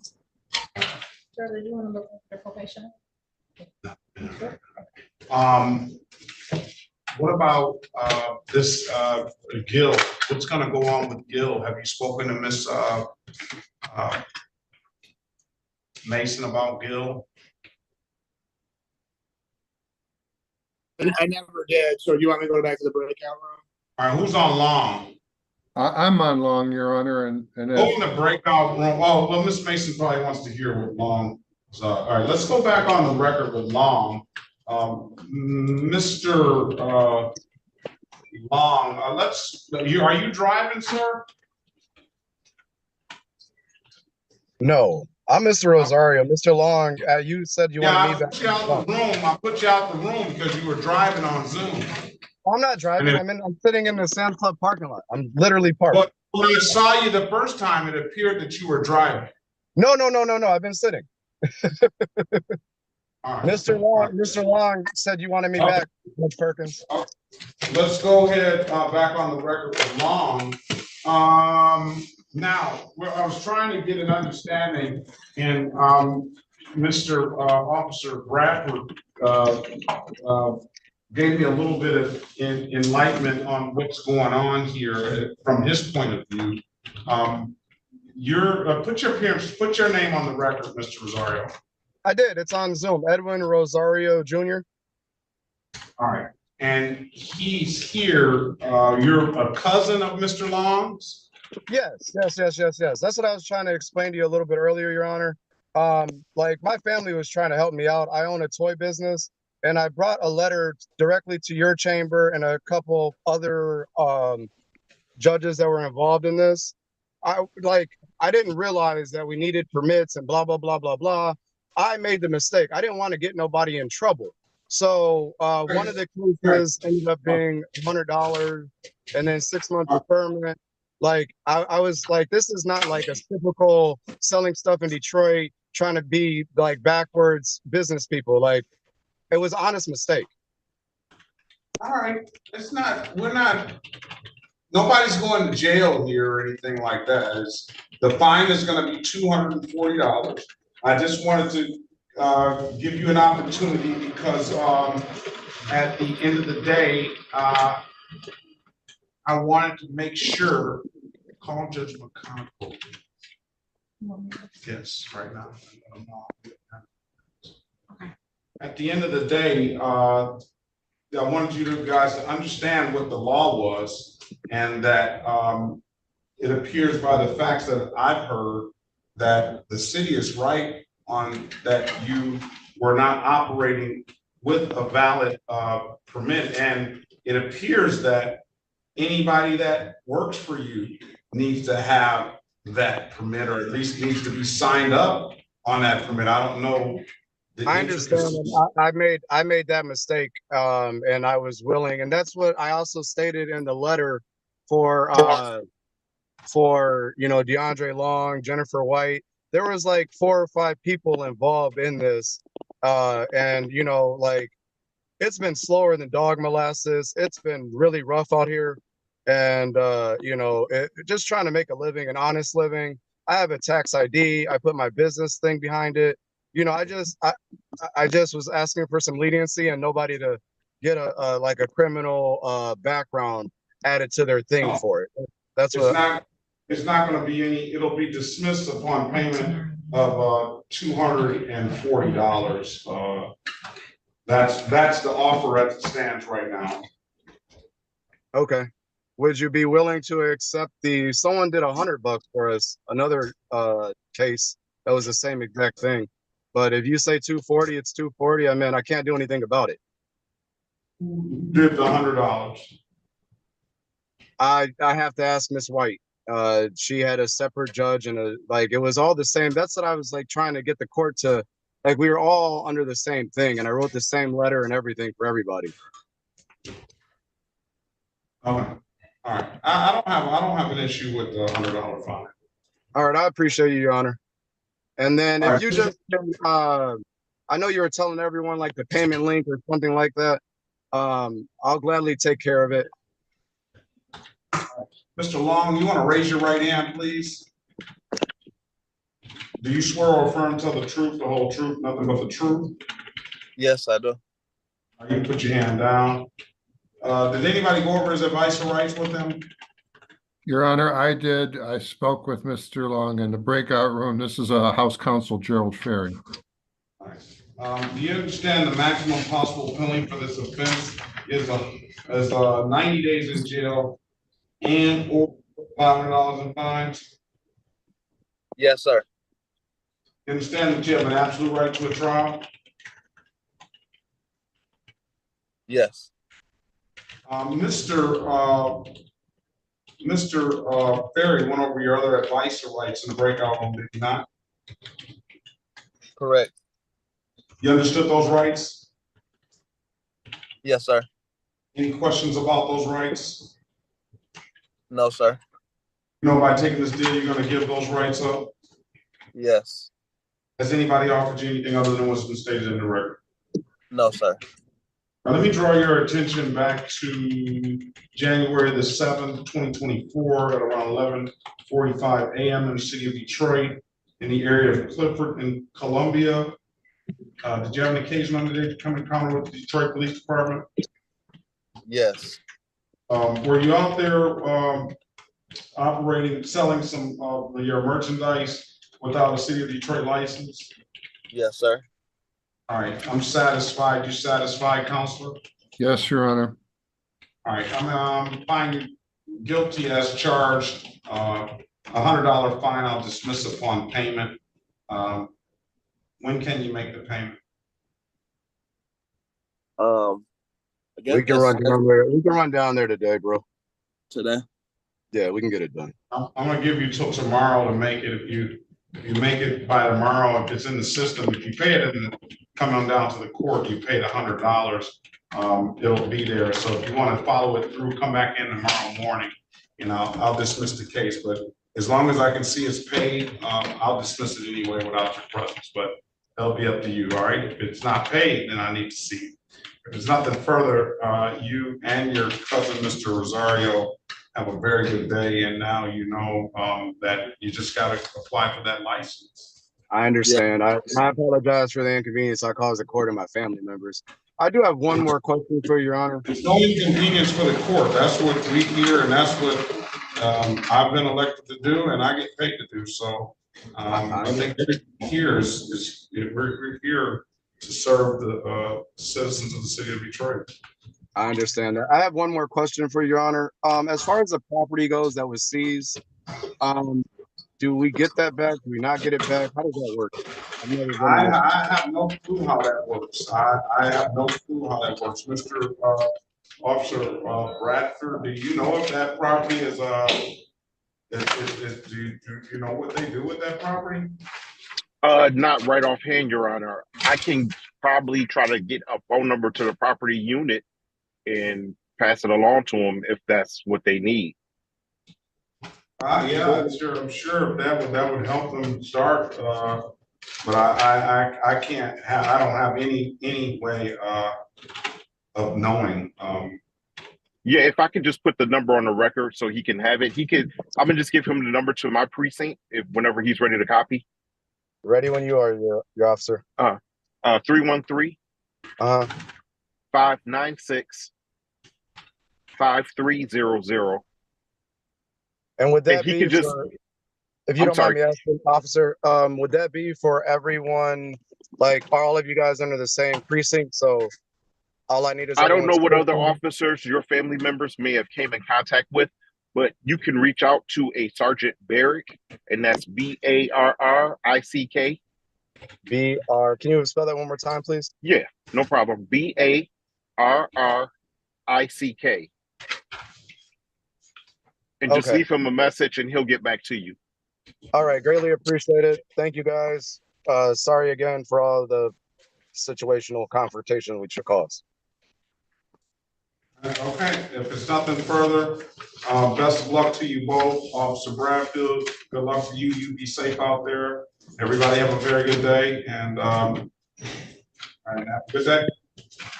Thank you. Excuse me, Judge, City Prosecutor, on the housekeeping matter, I was just wondering if people have shown up with my other officers. I have Lewis, Defendant Goodman, Defendant Lang, and Defendant All I Gray. have is this one person that, obviously, I'll put this person out, maybe they'll come back in by the time before we're done with Gil, but that's the only person, so I just don't know who that person is. Hopefully they sign back in.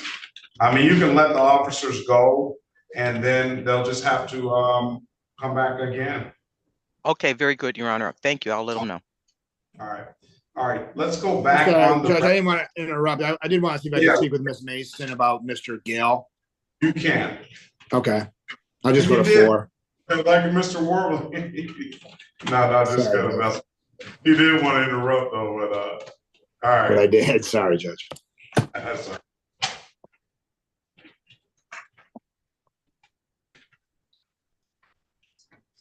So you get the text right now? Yes. Okay, cool. So is 11 okay for you tomorrow? Oh, you sent it already. 11's wrong.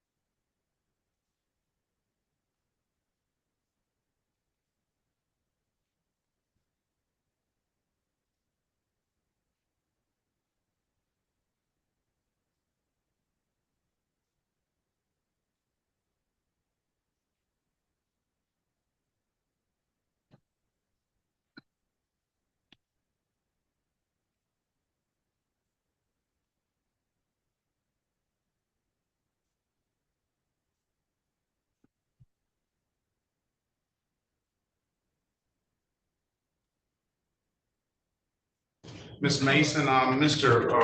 Warbling is waiting on you in breakout room 4. We've already talked, Your Honor.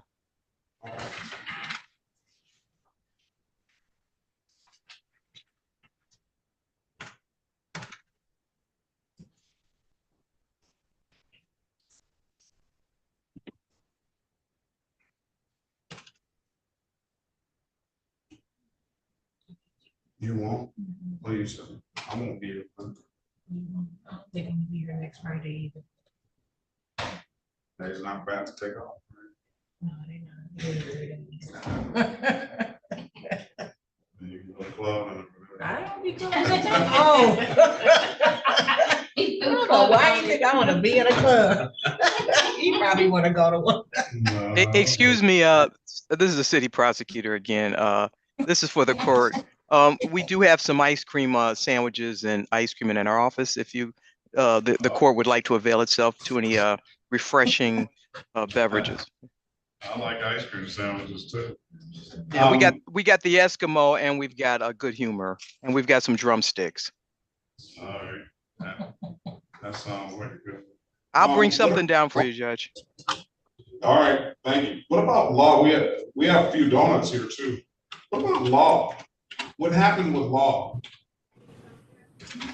He fell off. He had the one count. Yeah, that, you know what, Judge, we were gonna set it for a pre-trial just for compliance. I will do that. Thank you, Judge. Count, but he never came back out of the breakout room. All right. And then what happened with the Gray, Richard Gray? That was open intox. What happened with the Gray? I gave you the.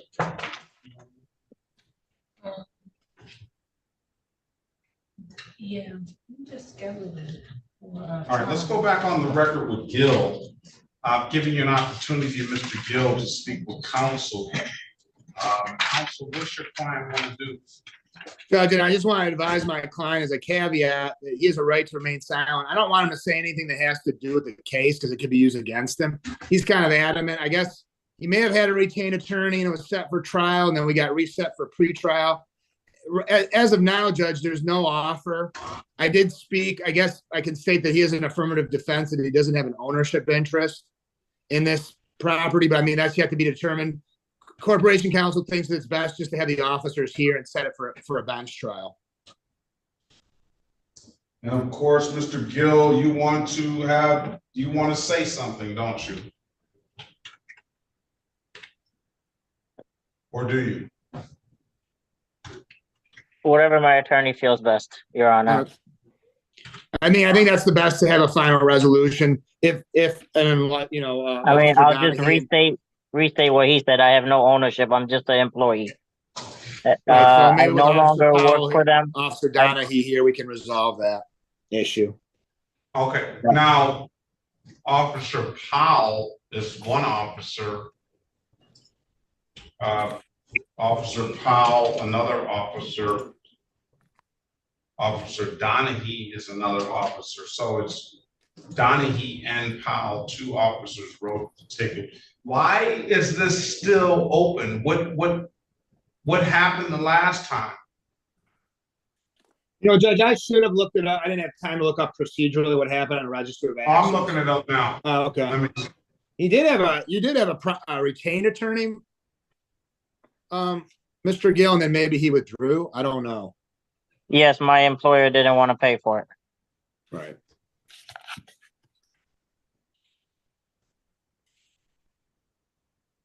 Do you still work for that employer? No, He just he sold leased the it. lot. He leased a lot to the next door company. So he basically kicked me to the curb.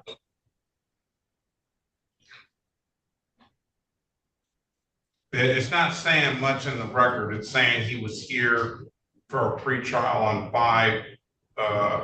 3/18/2024, scheduled for a pretrial 5/3/2024. But it seems like this case is much older than that for some reason. Just December, I guess. All right, let's set a trial date. Do you want to be appointed to this, Mr. Warbling? Judge, that'd be fine, Your Honor. I actually know him, as I stated, so I mean, not on a you know, I came to know him as a friendly basis, as a professional basis too. So I'm kind of familiar with the facts, so I don't mind that, Judge. Yeah, and that's so that he doesn't keep getting bounced around. Sure. Because I know you want some resolution. We'll set a trial date for the September the 23rd, 2024 at 9 a.m. I'm gonna mark the file, appoint Mr. Worling. You two have your phone numbers? I can put that in the chat. Give me a good phone number from you, Mr. Gill. 248-761-3604. Okay. All right, I have the file. We'll get that notice of appointment to you, Mr. Warbling. Thank you, Judge. Then we'll get some resolution to it the next time. Thank you, Judge. And I have Mr. Gill's number. Okay, if it's nothing further, then Mr. Gill will try to get some resolution next time for sure. Have a very good day. Best. All right. You too. I'll Thank be you. in touch with you, Mr. Gill. Thanks. All right, Thanks, thank Judge. you. Yep. Thank you. You're welcome. That appears to be, that will appear to do it for us.